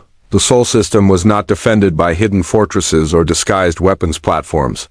It was defended by ships. Thousands and thousands of ships, arranged in perfect defensive formations around Earth and its moon, but these were not the small human vessels his admirals had fought at the colonies. These ships were enormous. The smallest ones were larger than Imperial dreadnoughts. The largest ones were bigger than space stations. Your Majesty, Admiral Zexthara said, his voice filled with shock. Our sensors are counting over 15,000 human vessels. The Emperor stared at the tactical display. Not only did the humans have more ships than his forces, but their ships were individually larger and more advanced than anything in the Imperial fleet. How is this possible? He whispered. Your Majesty, we are receiving a communication from the human fleet, the communications officer reported. Put it on the main screen, the Emperor ordered. The display showed a human female in a crisp white uniform. She had gray hair and calm eyes that seemed to look directly through the screen at the Emperor himself. Behind her, the Emperor could see a command center that was clearly military, not civilian like the ones at the colonies. I am Admiral Sarah Chun of the Terran Space Navy, the human said. You are Emperor Thulin of the Hegemonic Empire? We have been expecting you. The Emperor felt something he had not experienced in 3,000 years. Fear. The human admiral spoke as if she had been planning for this moment for years. You will surrender your homeworld, the Emperor demanded, trying to project strength. He no longer felt. Your colonies defeated small imperial fleets through deception. You cannot deceive 10,000 ships. Admiral Chun looked at him with what might have been pity. Your Majesty, there was no deception at our colonies. What your admirals fought were our colonial defense forces. They are civilians trained to protect their homes. You are lying. I am not lying, Chun said calmly. What you see before you now is the Terran Space Navy. This is our military, Your Majesty, the real one. The Emperor studied the human admiral's face, looking for signs of bluffing or fear. He saw neither. Instead, he saw the expression of someone who was absolutely confident in their position. Even if you have more ships than we expected, the Emperor said, you are still only humans. Your technology cannot match the combined fleets of the Empire. Admiral Chun touched something on her control panel. On the tactical display, the human ships began to move, but they did not spread out for battle as the Emperor expected. Instead, they formed into geometric patterns that seemed to serve no military purpose. Your Majesty, Chun said, 50 years ago, when we first detected Imperial scouts watching our colonies, we made a decision. We would prepare for the day when the Empire attacked us. And we have had 50 years to study your technology, your tactics, your weaknesses. We have also had 50 years to develop countermeasures. As she spoke, the human ships completed their formation. The Emperor realized they had arranged themselves into a perfect sphere around his fleet, with Earth at the center. Your Majesty, Admiral Zexthara reported urgently, the human ships are charging weapons. But our sensors cannot identify the weapon types. On the screen, Admiral Chun continued speaking. We did not want this war, Your Majesty. We hoped you would leave us alone. But since you have chosen to attack our homeworld, you will see what we have built to defend it. The space around the Imperial fleet suddenly filled with energy, but it was not weapons fire. Instead, it was some kind of field that seemed to lock onto every Imperial ship simultaneously. What is happening? The Emperor demanded. Your Majesty, our ships are being held in place by some kind of gravitational field, Admiral Zexthara reported. We cannot move. We cannot jump to hyperspace. The Emperor felt panic rising in his chest. His massive fleet, the pride of the Empire, was trapped like insects in a web. Your weapons, he ordered, fire everything. 10,000 Imperial ships opened fire at once. Energy beams, projectile weapons, plasma cannons, and exotic weapons from dozens of different species all struck the human defensive sphere. None of them had any effect. The human ships absorbed every attack without even appearing to notice. Your Majesty, Admiral Chun said, your weapons are based on technology that is 300 years old. We have had 50 years to develop better defenses. Impossible, the Emperor breathed. Your technology stopped advancing when you became the dominant power in the galaxy, Chun explained. You had no enemies that could challenge you, so you stopped innovating. We, on the other hand, knew we would face enemies far more powerful than ourselves. We never stopped advancing. The Emperor looked around his bridge. His crew, representatives of dozens of different species, all stared at their instruments in shock and fear. The most powerful military force in galactic history had been neutralized in minutes. "What do you want?" the Emperor asked. "We want you to go home," Admiral Chun said simply. "We want you to stop attacking peaceful species. We want you to leave us alone. And if I refuse?" Admiral Chun's expression did not change. "Then we will do what we must to protect ourselves and our allies." Allies? The tactical display changed to show the entire galaxy. Red dots marked rebel systems where Imperial rule had collapsed. Green dots showed human colonies and allies. The Emperor was shocked to see that green dots now outnumbered red dots. "Your Majesty, while you were gathering your fleets for this attack, we were helping oppressed species gain their independence. The galaxy has changed. The Empire no longer controls half of known space." The Emperor processed this information. While he had been focused on destroying the humans, they had been systematically undermining his entire empire. "You planned this," he realized, "all of it. The defeats at the colonies, the rebellions, this confrontation, you planned everything." "We prepared for everything," Chun corrected. "We hoped it would not be necessary, but yes, we were ready." "Your Majesty," Admiral Zextara said quietly, "we are receiving surrender requests from throughout our fleet. Many ships are asking permission to defect to the human alliance." The Emperor looked at the tactical display again. Several Imperial ships were already moving away from the main fleet, apparently switching sides. "The Vrex Dominion hereby officially joins the Human Liberation Alliance," came a broadcast from one of the defecting ships. "The Aquatic Collective pledges support to the human cause," came another. "The Crystalline Federation recognizes human leadership," came a third. One by one, species that had served the Empire for centuries were abandoning it. The Emperor watched his empire collapse in real time. "Why?" he asked Admiral Chun. "Why do they choose you over us?" "Because we offer them something you never did, Your Majesty. We offer them freedom. We offer them partnership instead of domination. We offer them a chance to grow and advance instead of serving as slaves." The Emperor stood alone on his bridge as more and more of his allies defected. His empire, built over thousands of years, was falling apart in a single day. "What happens to me?" he asked. Admiral Chun considered the question. "That depends on you, Your Majesty. You can return to your remaining territories and rule them peacefully. You can even maintain the title of Emperor if you wish. But you will no longer be permitted to conquer other species or threaten peaceful worlds. And if I refuse these terms? Then your ship will be escorted to a prison facility, where you will be held until you change your mind." The Emperor looked around his bridge one more time. Half his crew had already left their stations and were preparing to surrender. His great fleet was dissolving before his eyes. For the first time in 3,000 years, Emperor Thulin admitted, "Defeat. I accept your terms," he said quietly. Admiral Chun nodded. "Your remaining ships will be escorted back to Imperial space. Your people will not be harmed. But the age of the Empire is over, Your Majesty. A new age has begun." As the human ships began organizing the surrender, the Emperor had one final question. "Admiral, what was the point of this demonstration? You could have destroyed my fleet. Why show mercy?" Admiral Chun smiled for the first time during their conversation. "Because destruction was never our goal, Your Majesty. Peace was our goal. And now, finally, the galaxy can have peace." 6 months after the surrender at Earth, Admiral Sarah Chun stood in the Grand Assembly Hall on the neutral world of Harmony Station. The station had been built in just 4 months by combined human and alien engineering teams. It floated in empty space between the old Imperial core worlds and the liberated Outer Rim territories.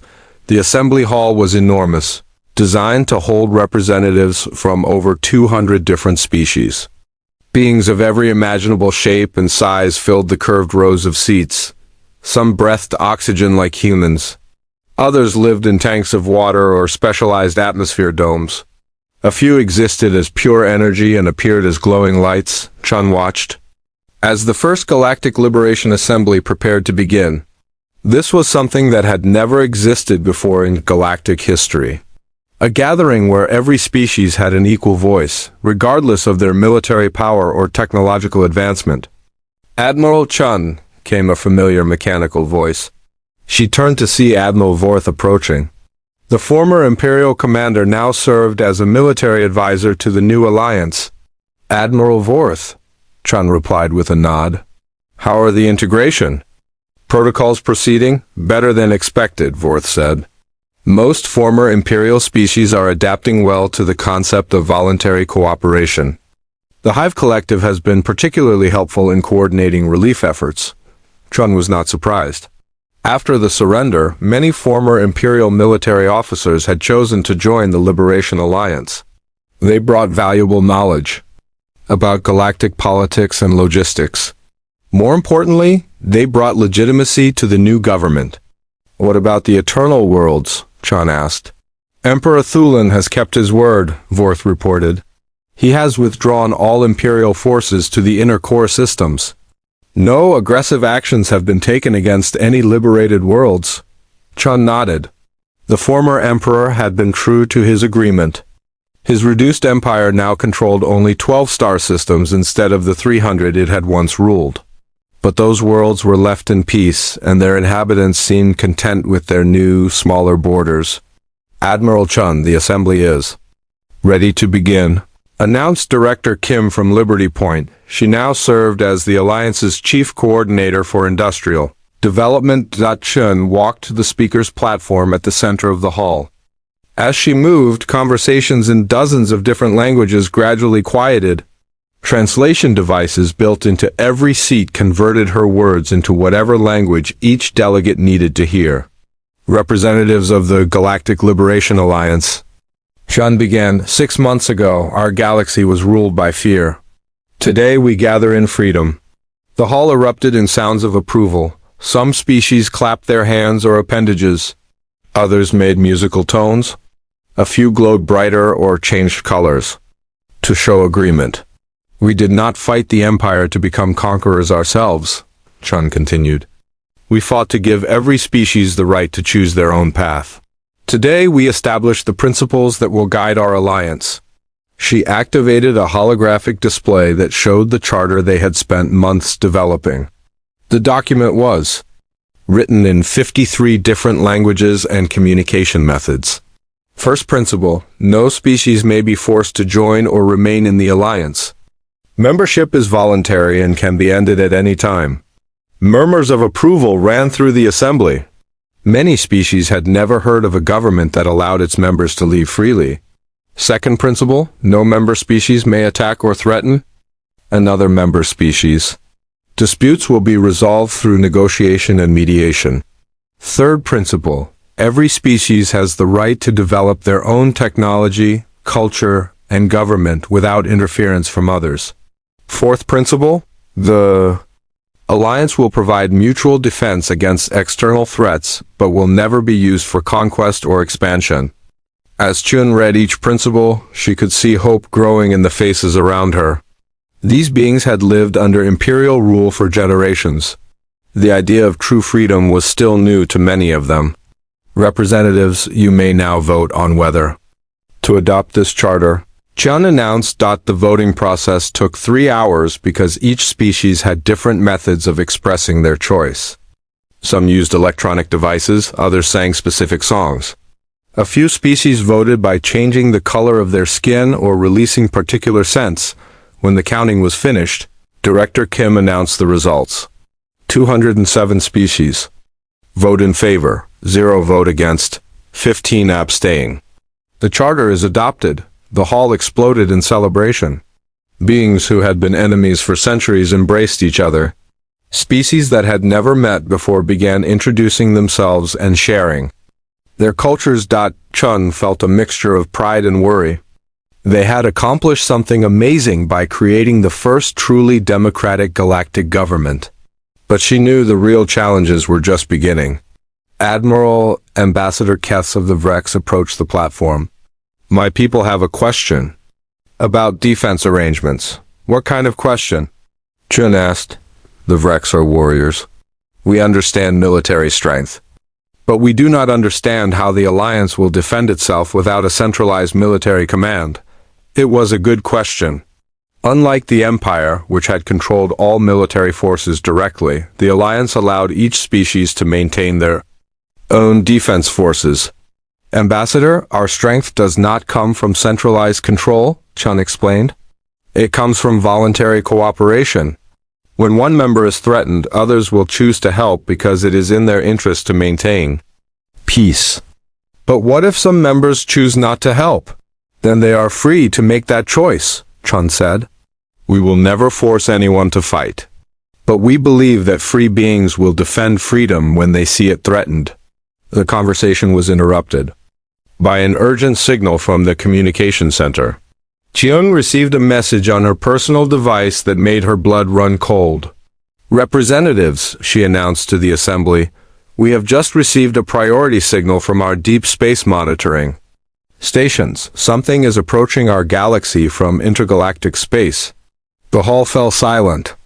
Every being turned to look at the main display as it showed images from the most distant sensors.